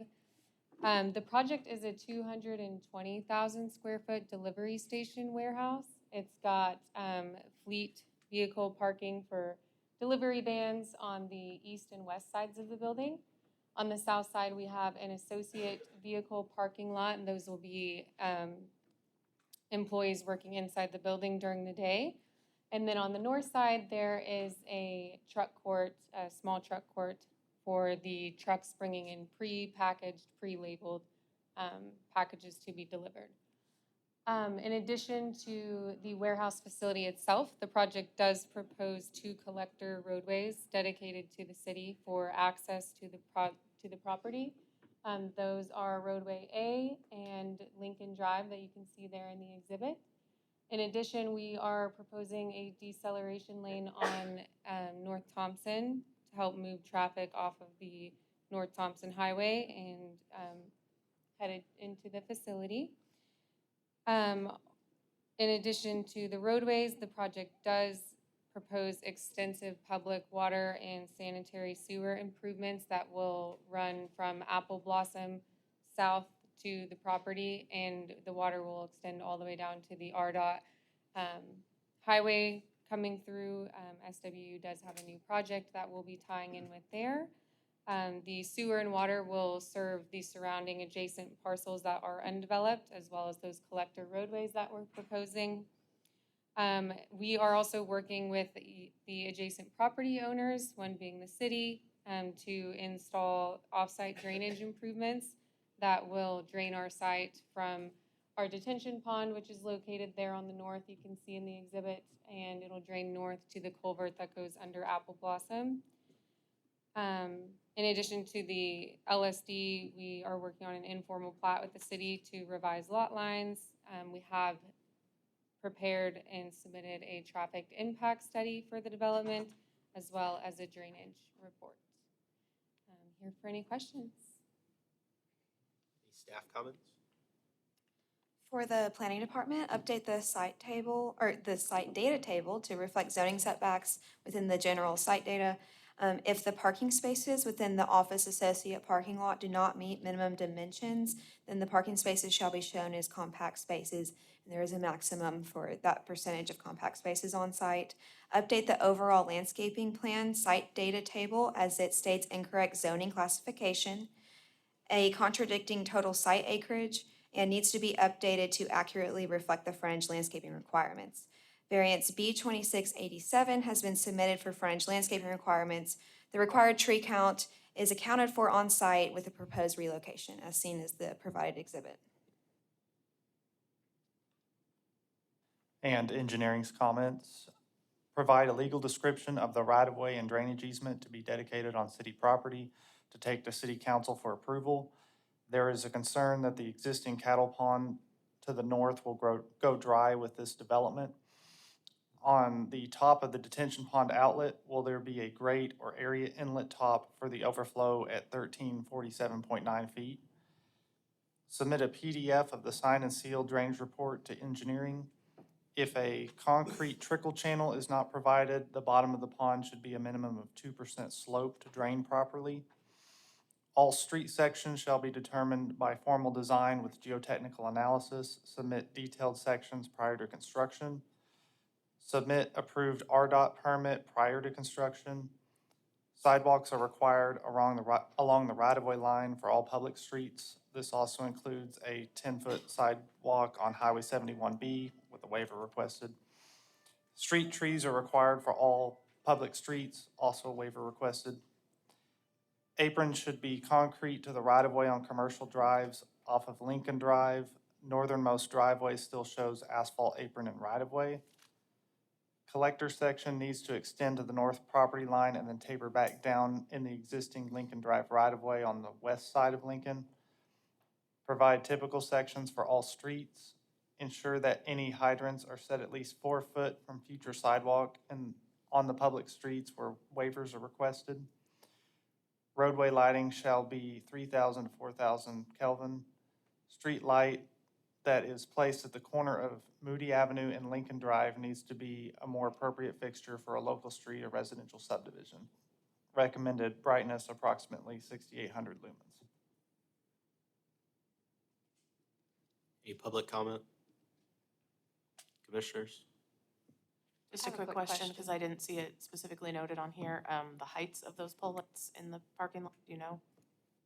I don't know off the top of my head. We did submit some cut sheets for them, but I want to say around 30 feet. I know 35 is the maximum. I just wanted to Yeah, I confirm think that, they're you know, around but lower is always better in my opinion, but everything else looked good to me, so. Yep, and we did submit site photometrics to the planning department as well for the whole development. That's what I was talking about. It didn't indicate any heights on there. Oh, okay. And I'm just curious, why are we asking for the waiver for the street improvements? Yes, so for the street improvements, these collector roadways will serve multiple parcels, and we feel that it's better suited for the future parcels to install those, just so they can coordinate driveway locations, utilities, grading, et cetera. We don't want to install them just for them to be later ripped out or demoed. Would we want to do maybe payment in lieu on that if we don't know what's going to be there yet, just so that we encourage sidewalks? It's something that I can take back to discuss with our client. Our development, the warehouse side, is building its sidewalk and street trees with the roadway as well. So it would just be the sidewalks and street trees that are adjacent to the undeveloped parcels that won't have them in the meantime.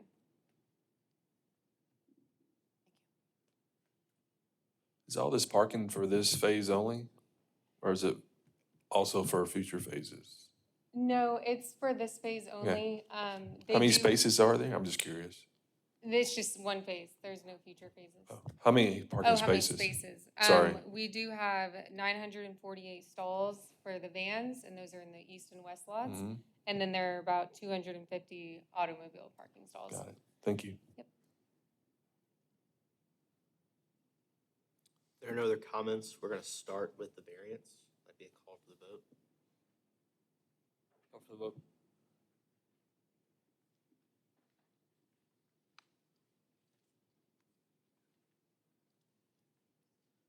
Passes 7-2.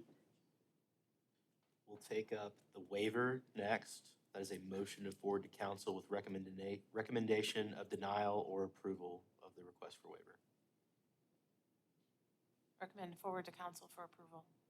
Second.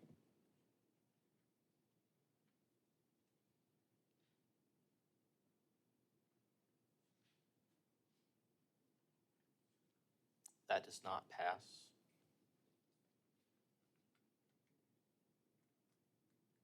Does anyone want to make a motion to the counter? Or just leave it? Last will be the large scale. It's a motion subject to staff comments. So motion. Second.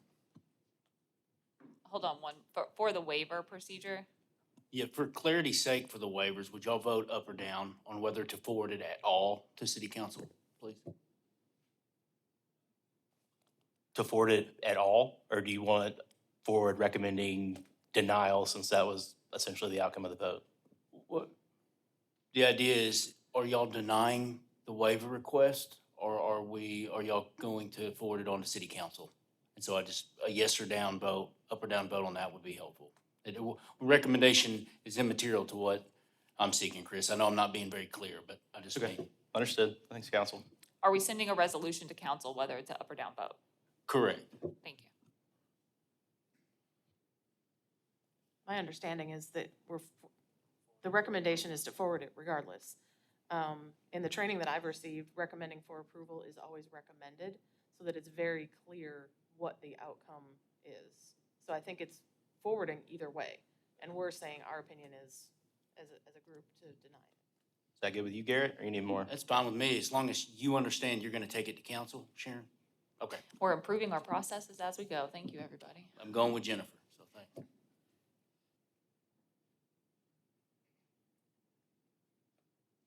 Can we redo this vote then, just so we're clear on what this? This is on the large scale.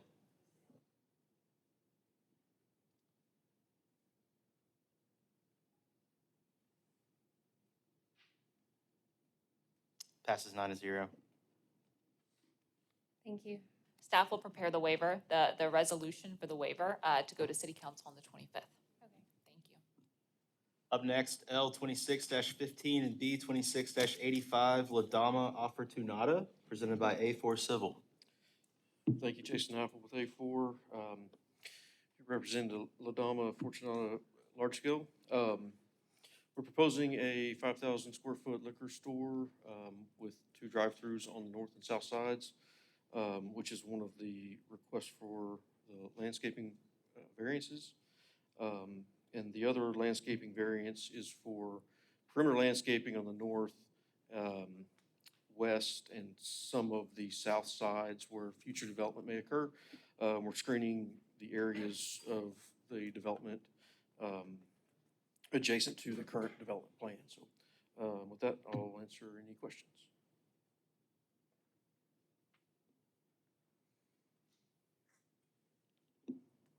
Staff comments? In addition to standard comments, planning's comments include revise the driveway on the south side to provide a minimum width of 15 feet. And then Jason, you'd referenced the variance that would be for the requirement for perimeter landscaping in accordance with chapter 56. That would be required for this phase. And then show irrigation system or the location of hose bibs for all landscape areas. And then for commercial design standards, a variance has been requested for foundation landscaping. That would be required along the north and south sides of the building. And then the proposed HVAC screening only partially screens the mechanical equipment along the west side. Consider providing additional landscaping, taller screening, or other compatible design features to fully screen the equipment from public view.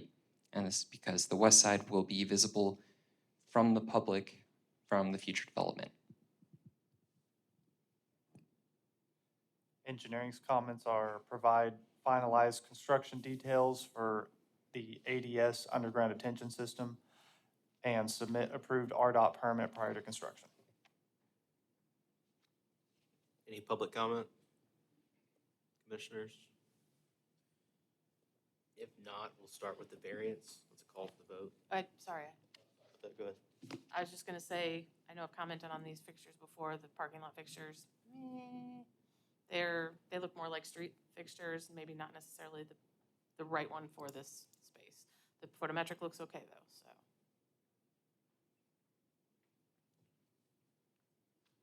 I guess, sorry, what I was just gonna say is it's got selectable, so we wanna make sure that they select a reasonable color temperature and brightness and things like that, and they look hinged, like they could be hinged. And a lot of times that leads to them getting mounted like this, so that's my biggest concern, is it's not a fixed fixture. Okay, I'll pass it along.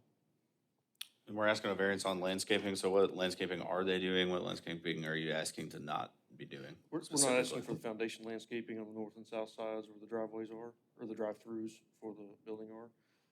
And then we've shown future perimeter trees for when the site's fully developed, and so we would like to do those trees at that time instead of with this development is the request. And if we grant this variance, do they not have to do it on the future development then? Question mark? Well, I presume we're only looking at the lineation of this first phase. So if they were to come back with the second one, we'd have to look at it again. The reason for the request, from my understanding from staff, was that we wanted to show it so that it's there for future reference, but we just don't want to put them in at this time.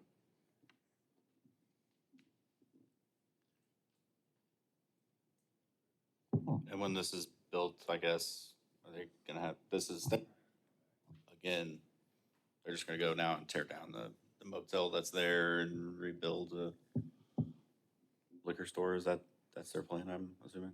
Yeah, I mean, I'm sure with the second phase of development, we'll come back.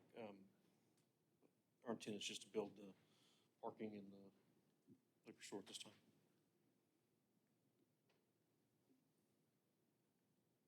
If there's no other comments, it's a call for the vote on the variance. Call for the vote.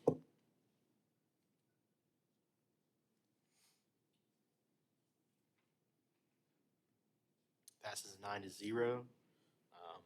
The large scale will be a motion subject to staff comment. So motion. Second.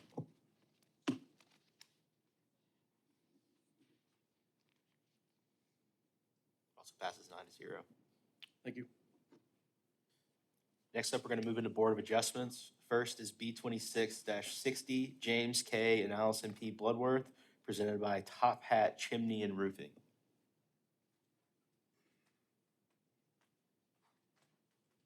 My name is Matt Gabbard. I'm with Top Hat Chimney and Roofing, and I'm here representing the Bloodworth. They're wanting to put in a carport in, and it's on the side of the house. It's set up now where, I guess according to the documents, it's showing in the backyard. They just want to put a carport in. They're going to put a driveway in and then be able to park under it, and that's what I'm just needing to get approval to be able to park in there. Any comments from staff? Public?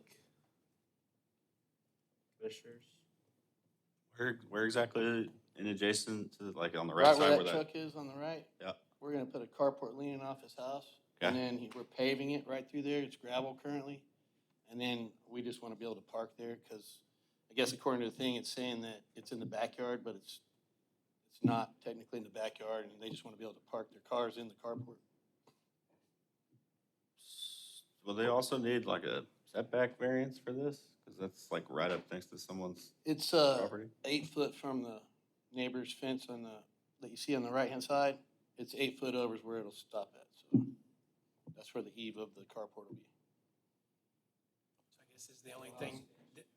I've made some clarity. Neighborhood Services has ruled, or they've determined that any carport would be parking in the back or side yard if it was a carport. If it was a garage, it wouldn't make a difference. But since it's open and you can see the car, they consider that parking in the backyard. I will say we probably need to switch something or we're gonna have a lot of these. I was gonna say, Mr. Bloodworth took 21 photos of other vehicles in that neighborhood that are parked on the side of the home also. I don't know if that helps at all, but. Is this, I guess, could be the amount of concrete for the front yard? Is that a concern as well? Are we It, good there?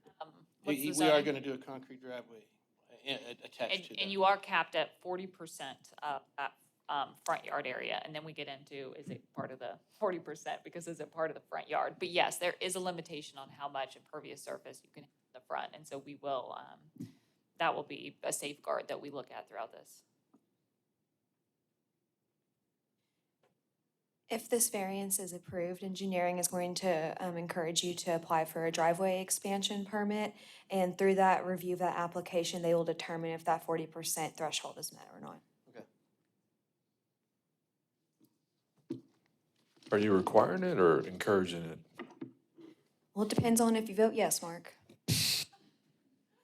Well, I don't know the one has to do with the other. I'm okay with a Yes, apply carport. for a driveway expansion permit.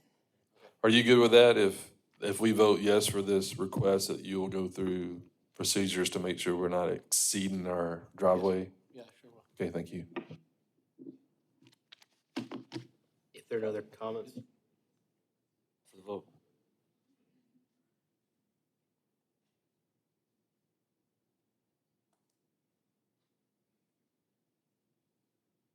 Passes 9-0.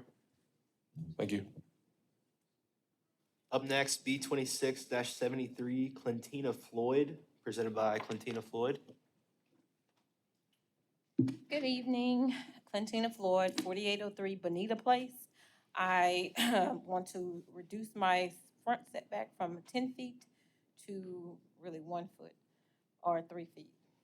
Any questions regarding my application? Anything from staff? In order to put in a carport, sorry. No worries. Any public comment? Commissioners? Do we see this last month, correct? We did, and I did not work directly with you, but from what I understand, that we worked with staff and came back with area that would potentially work. Yes. Do we know what the difference is from your first proposal to now? What are the changes? My first proposal was 25 to 10 feet. So now that I've learned what the front setback is, 10 feet is, I really won't have enough room for my car. So I had to submit a new variance applications to reduce it from the 10 to, I would like to do 1 or 3 feet. That way I will have a good amount of carport. Oh, good, yeah. That will cover my whole car. So will this be a single car carport? I'm sorry. Double. Double, It'll be a two car? Yes. We And go to the aerial, Nate? Yeah, and I'm at the end of the cul-de-sac, which is what's killing me on the 10 feet, because it's behind the curve and I go 10 feet up. And it's like practically nothing there if I do that. So if I can reduce it from the 10 to 1 or 3, I'll be good.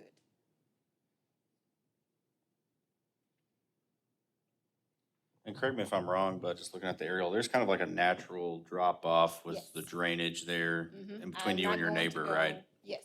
Okay. I'm not going to go all the way to the curve. I've talked to a contractor yesterday. I'm going to go 24 feet, so where the grass is on the other side of the car, and then 24 feet out, which will leave me 2 feet from the drop or the drainage.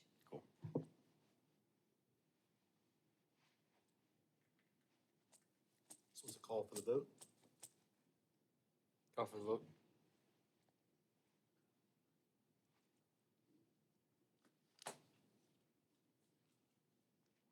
It's 9-0. Thank you. And Thank you. it's 1 or 3 feet, or which? One. what's- One? One is what's Alright. before us. Awesome. Thank you very much.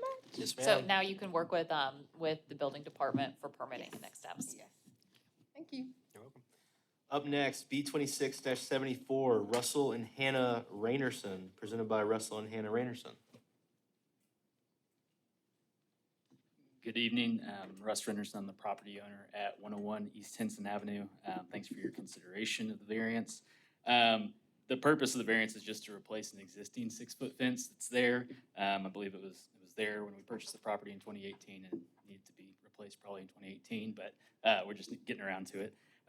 It needs a variance because it's a corner lot, and the situation of the house in the backyard means that the fence goes all, out towards Turner Street there. So, the kind of the hardship resolution there is with code at 3 feet, there's no privacy. And if you can see from there, even the sidewalk is a little bit higher up. So if you're any taller than I am, you can kind of see pretty well into our backyard. So it would be just replacing what's there. It will come just a little bit closer to the street to come in line with the neighbors, fences there. And so, 3-foot fence, safety concern with kids. And so just want that to be a little bit taller, a little bit more privacy for our backyard. And I drove down there from that section from Don Tyson down to Lake Fayetteville. I think this would be like the 9th variance of this type on a corner lot. So it's consistent with the neighborhood. So I'll field any questions. Staff comments?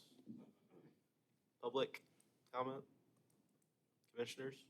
To verify, you're not extending the fence up the house, right? You're keeping it at the back of the house. You're just extending it toward the street a little bit. Yeah, so it's gonna be, based on that, I did my best on the sketch there. But it'll come. I see it. It'll come forward just a hair, just to avoid basically that bush that's right there, and it'll come out to be in line with that fence of the property. You can't see it very well, but just to be contiguous with the fence line instead of it going back and forth. Understood. You've got a lot of Material. hammock hanging trees there. What? You got a lot of places to hang hammocks in your backyard. Yeah. That's Hey, good. as much as that backyard I can get, I'm taking, so. And the material would? Yeah, privacy fence, okay. cedar fence, metal posts, modern fences doing it, so.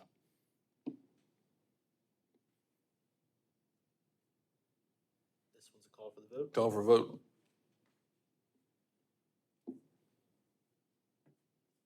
Passes 9-0. Thank you. Thank y'all.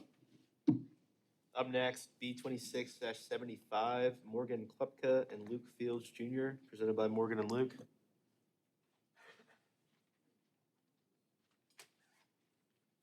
Hi, I'm Morgan Klepka, I'm Luke Fields. and we have a very similar thing to the last guy, Yes. where we have a corner lot and we're wanting to, instead of doing a 3-foot fence, a 6-foot fence, and it's our backyard. But it's considered a front yard because it's a corner lot. And there is already an existing privacy fence there, so we're just wanting to take it down the south side, going west, and just connecting up to it. But we want to try and go around the tree, like to get the oak tree in our backyard. Because the other fence was just kind of stapled to it. and- Yeah, it grew yeah, into it grew the into existing tree and it fence. kind of ripped it all out. And the hardship is that our back window to our bedroom and our bathroom are like right there on that corner. Yeah. And so there's like no privacy like the last guy. And you have a unique shaped lot. Yes. And Pretty just to interesting. confirm, this isn't gonna cause any site problems, correct, Ryan, since it's on that curve? That's correct. Any other staff comment? Public comment? Yes, sir. Please come forward and state your name.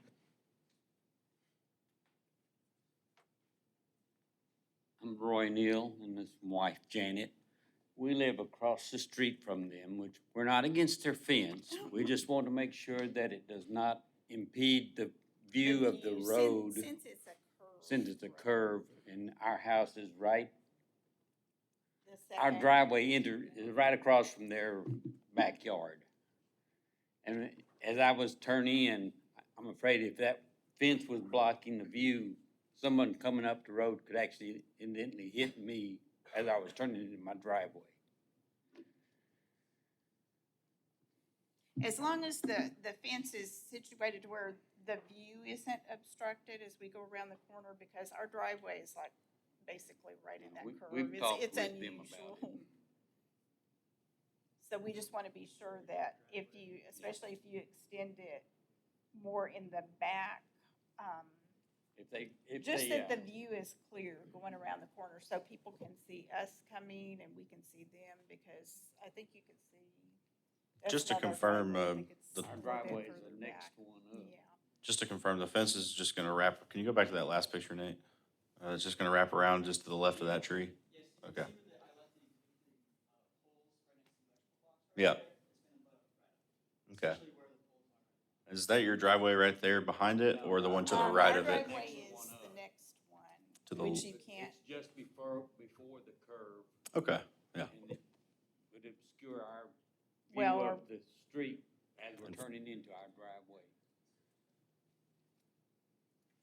And there's, there's already an existing fence kind of going down that back right now, right? Chain link. Okay. The back, yeah. If they stayed where the left, the right of the tree and came out, I don't think it would be a problem. But they are wanting to put the tree in their yard. Right, Luke? Yes. But we would just want to be sure We that just- there was a clear enough. view Yeah, I think from- we from- already did we already test that to make sure the good site or no? Yes, that's correct. We did run those site distance calculations on it. Then- And, then and we're those okay with poles it. that are in the picture are existing from the previous fence? Okay, so the poles are existing from the previous fence, and we've determined, based on that curve, that it is not a site safety issue for the fence. Okay. Just to Okay. note for. Good enough then. Thank you. Any other public comment? Commissioners? This one's also a call for the vote. Call for a vote.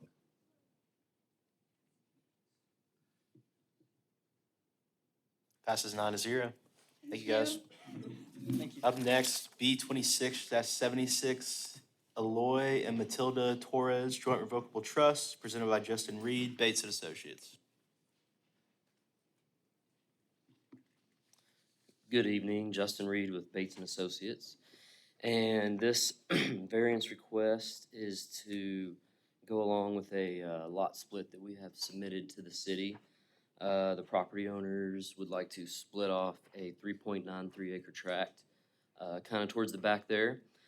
And having Logan Heights Drive just right there, contiguous and butting up right to the property, just seems like a good use of land and checks the boxes of access to public water and as well as, access to a public right-of-way. So that's pretty much sums up this variance request, and I would be happy to answer any questions. Thank you. Any staff comments? I will note, since we have the informal plat under review, that typically 50 feet is not enough and not recommended for an A1. But typically, you don't have a piece of property that also has a connection to another public road and utilities on site. I think the property owner expressed that he had a use for the A1. So it's kind of an interesting setup. The A1 actually works for the access.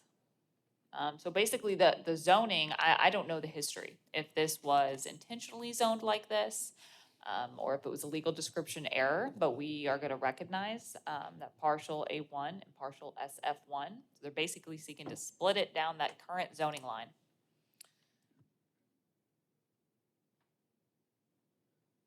So if the lot split is approved, this back lot will contain both A1 and SF1? Are you having some of that SF1 on that? There is a portion of SF1, the dashed, black and white line is the approximate zoning line. Is there frontage for that SF1 piece? I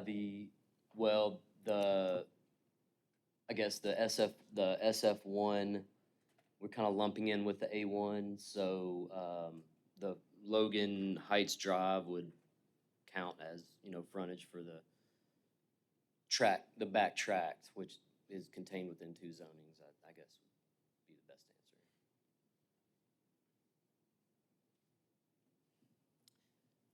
Yeah, and I mean, it The- seems like the- that back lot should either be SF1 or A1 entirely. Okay. it doesn't meet the area regulations for the SF1. It doesn't address the frontage of creating an SF1 lot with that variance request. And I don't think that was, addressed or sent out in the mailing letter. I think it was just the A1 frontage, correct? That was in the variance letter that you requested for? Correct, the variance was to A1 frontage. But I think that if we needed to amend the informal plat to contain only the A1 tract, the property owners I could talk with them and they would most likely be amenable to that. So that is one option, and that would be probably recommended just to keep zoning clean. Or unfortunately, you'd have to come back with a separate variance to send that mailing about the SF1 requirements, and we would hear both together. Or you could table it and bring it back next month, once you figure out. Can you do that?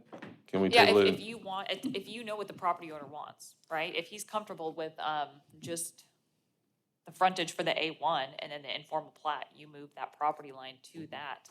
I mean, Okay. I believe that the property owners as well as another family member are here. If I could request that they come up. Eloy and Matilda and Manuel.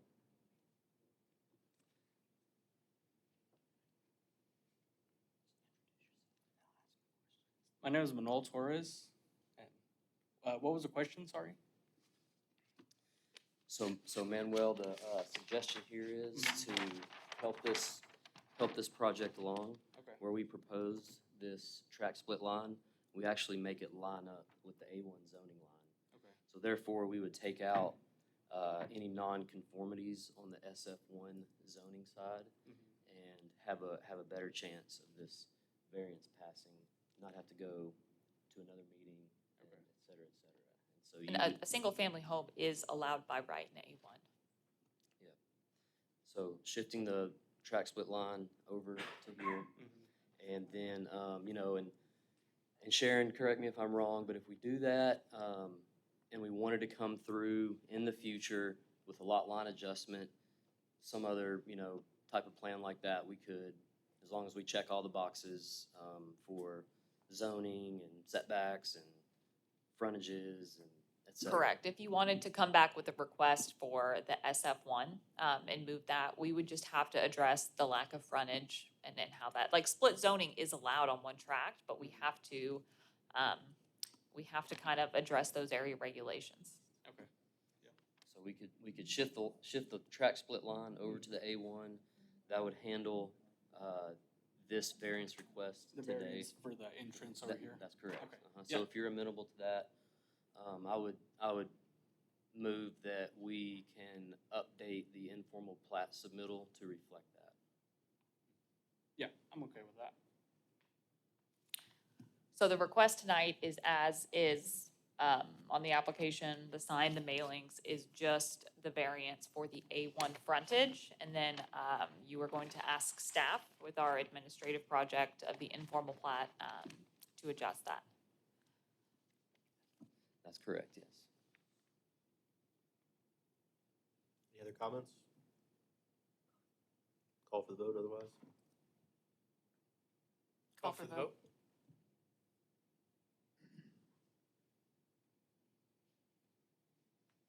Passes 9-0. Thank you. Up next, B 26-78 Dean's Trail Commercial, presented by Bates and Associates.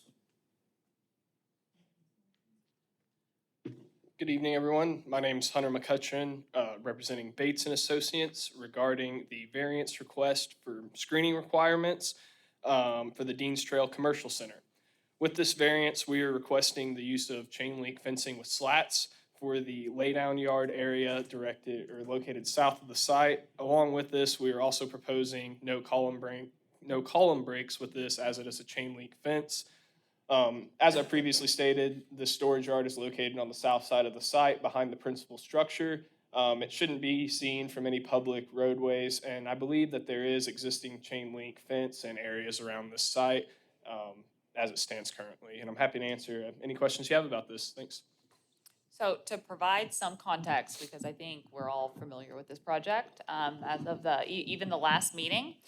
So this comes about, I may ask staff, Sarah, to elaborate on a little bit, because she is Ben, but this is the result of a bill of assurance because of a variance that the project and applicant requested in March. And so this is a result of not wanting to meet that bill of assurance and asking for a variance. I think, Sarah, do you have any more context for this? Just to add that the developer signed and notarized his signature in March of this year that he would meet those commercial design standard screening requirements. Thank you. Any other staff comment from the public, commission? Call for the vote. I would like to ask for clarification. If this variance were to be approved tonight, is the, well, I guess we can't go back to the site plan now, but as the site plan was shown just now, thank you, is that the location that the developer is wanting that chain link fence with slats and no breaks? Yes, ma'am, that outline is roughly correct. I believe looking at this, the way it is presented on the screen, the bottom portion of that storage yard area would be moved a little bit to the north. It's not quite as large as depicted on the screen. And then the last time we met, which was last month, we discussed cutting off the 265 access to this property. The barricades that were placed, which were seen in the photos that were shown on the slideshow, would those concrete barricades be moved to the south to prevent vehicles coming to and from 265 and or the property behind this development? Yes, ma'am. Once this is completed, these barricades would be moved to block access to 265 on the south side of the site. Will you please confirm that if and when that 265 access is paved, those barricades would be removed? Yes, ma'am. Thank you. Call for a vote still stands.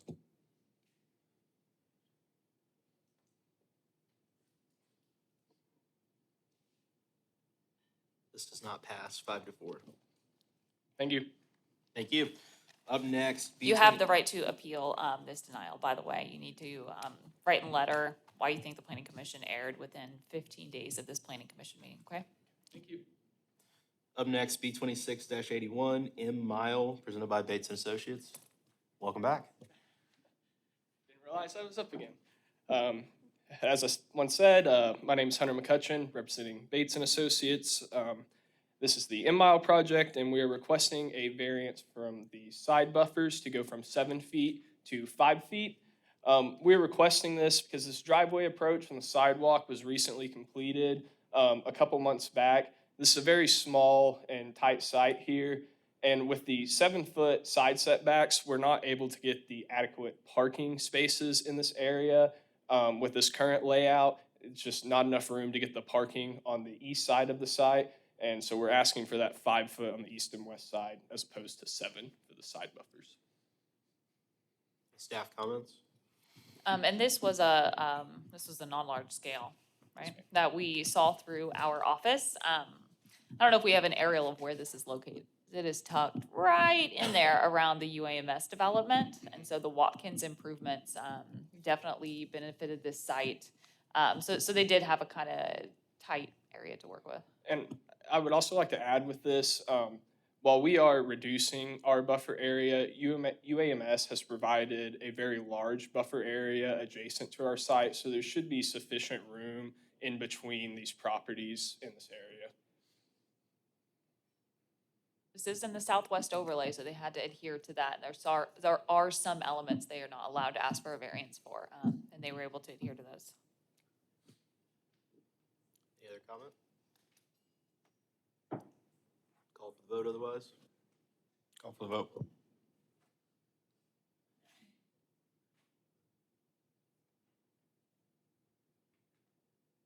Passes 9-0. Thank you. Up next, B 26-83 Margarita Figueroa, presented by James and Sarah Gertz.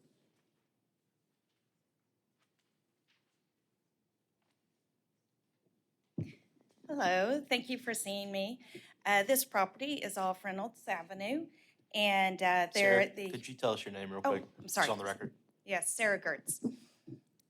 There is a 20-foot rear setback, and the property owner would like to put a covered pavilion off the back of his house, 10 foot into that 20-foot setback.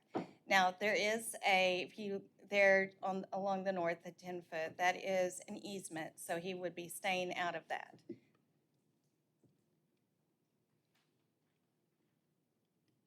So I will say that as we looked at this proposal, we saw that easement, and I think it was some of the existing structures that might have posed some questions. That structure, if you go back to that aerial, Yes. building and fire, we're able to flag that and ask some questions. Just, do you have the one, the site plan that shows the distance?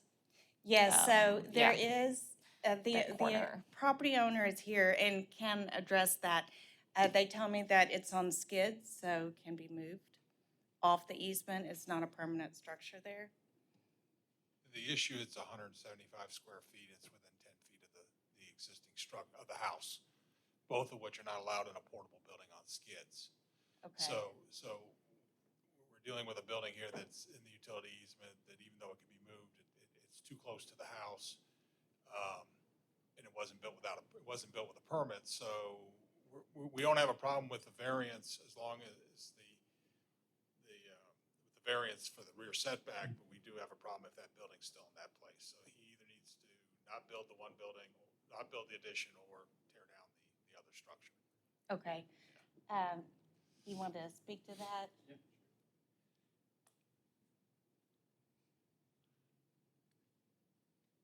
Hello, my name is Nestor Figueroa. And, well, the building that we have, we didn't need a permit to do it because we are below the 120 feet requirement. Okay, it's scaled from the aerial as 170. No, because the roof is square, but we cut part of it, so it's not. So is the wall 10 feet away from your house? It is, yeah. Yeah, because I remember the city went once because we had it in the other side. I don't know if it was, I don't remember the name of the inspector. That would have been Tom, most likely. Probably Tom, yeah. And we had to hire someone to move it to the other side. And then once we moved it, he saw that we had the 10 feet. We'll withdraw our opposition. If passed, staff would just want to double check and make sure with building records that this okayed. And I have pictures that he submitted. I remember seeing that cut off, and now I know what it was. So I can send those to staff. Or you, Ed, both. I'll send them to both. Any other comment? This would be a call for the vote. Call for the vote.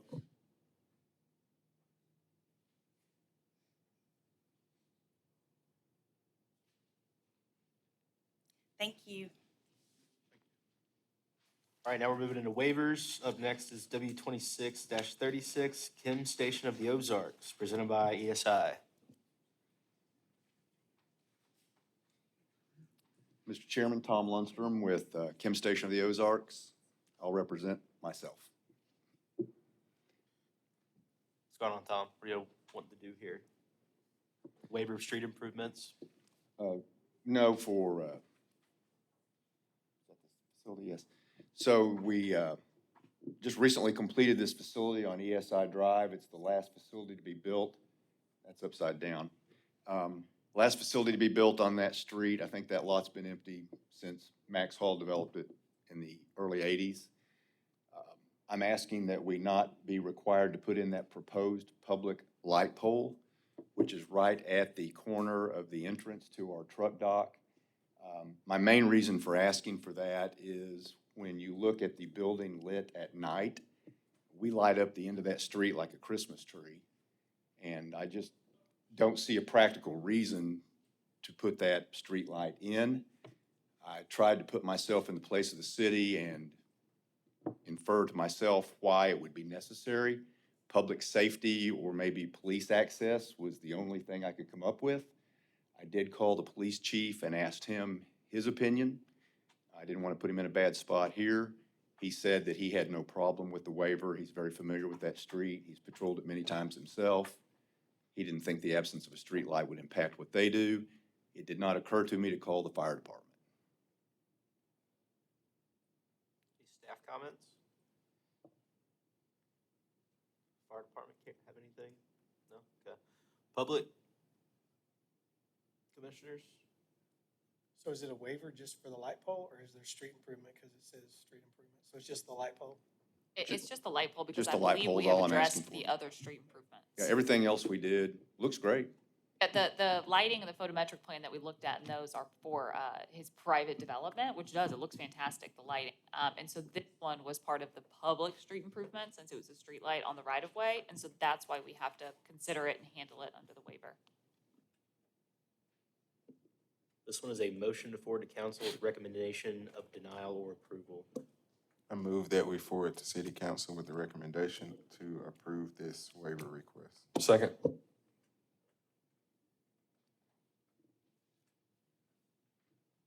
Waiver passes 9-0. Thank you. Mr. Staff will Chairman, might I prepare. make one comment unrelated to this? Once again, tonight, the commission has demonstrated your commitment to being really flexible with downtown development, which I appreciate. That is a tough road to hoe, and I totally understand it. Everything seems to be a moving target, but if you drive down Emma or any street bordering it, I think you can be really proud of your handiwork in downtown Springdale. So thank you for that. Thank you, Tom. Last up, we've got L 25-15 Vale at Watkins Apartments, presented by Craft and Toll.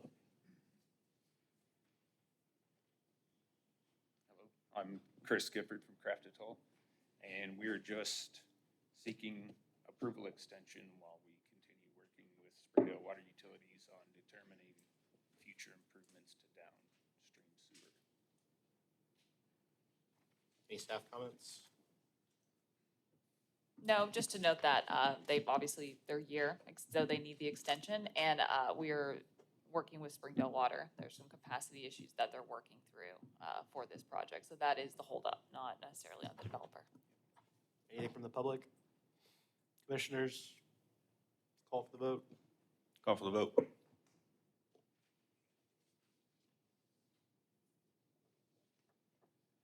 Passes 9-0. All right, thank you. You get Thank another you. year, and you were very patient throughout this meeting. Good night. I learned a lot.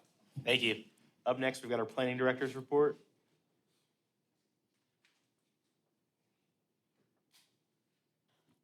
By the way, for the future, if you guys ever want an intermission or a bathroom break or something, just to say so. That we are open and flexible, right? Did you need a bathroom break, Sharon? Huh? Did you? Well, I was thinking about it for the Board of Adjustment, but Chris was going on, so I was like, okay, here we go. Okay, so we have a work session on the 18th, 5 p.m. here, and it's gonna be hosted by the City Attorney's Office. So Garrett is gonna visit us and go over protocol, FOIA laws, what it means to be a planning commissioner. Ernest used to meet with us annually just to kind of review some of those things, and it has been a while. So that will be exciting. I hope everybody attends. I think it's gonna be really, really important. And great. Some of the recent certificate of occupancies that Sarah and her inspection team have done via Emma, I think that was the Water Street buildings, Dean's Trail, Fire Station 10 and Chem Station. Some Some news, some of the downtown improvements. I don't know if you guys saw, but we took a couple resolutions to city council authorizing us to apply for two Walton Family Foundation grants. One was towards downtown infrastructure for small infill residential projects. That was for $1 million grant, 80-12 match. This is a 12-month pilot. So we have been working with the Springdale Water Department, Fire Department, Building, Engineering, all getting together to try to identify some of the barriers for development downtown. Because we encourage people build a duplex, right? Build an ADU. But because downtown is in the middle of this revitalization, we realize that there are some fire flow capacity issues. So suddenly you want to build a duplex and now you need a main line extension and a fire hydrant. Just because some of these, the utility lines are older. So this would give an opportunity to really promote some good infill, and it would be for the public infrastructure. So right away, lighting, sidewalks. And the second one was a grant for a redesign of Shiloh Square. And that was just for the design, not for the construction. That would be addressed at a later date. And that was for $750,000 for design. And the DSA, Paxton Roberts worked really, really hard to do that. And then the city also, thanks to the engineering to Tristan Hill, our active transportation, helped us apply for a Projects for Public Spaces grant, and that is for the Square About near Luther George Park. It's a wonderful space, so as you drive by, start thinking about it. What could it be? The greenway goes right through the middle. So there's some exciting opportunities there. Some of the non-large scale developments, which we will go back to the packet and make sure that we include the right elements of those development plans if we propose a variance to you. I want to make sure that we have all those plans in there. But some of the ones that you might not know about, Crane RV, there is a large canopy going up on a Tyson building. Gaskins, their new Italian restaurant downtown, 1804 South Powell Street, a little retail place. The M Mile, which you guys passed a variance for. The Calvary Free Baptist Church, which we heard a couple things for tonight. Railside Parking Addition, so over here near City Hall, they're gonna add some more asphalt parking to free that up. And ESI is gonna do an expansion to their building. Recap from City Council, there was a denial of a variance for Mr. Baskins for Masters of Disasters for their sign. It went to council, it was overturned and modified, and so he went, so the maximum height was 30. Council granted him to go 55 feet tall. And the maximum face of the sign, ordinance says is 150, and council agreed to 200. So he did not get the ultimate of what he wanted, which was nearing billboard, but they did allow for a little bit more because of the grade. Rezones and conditional use for Berean Church passed.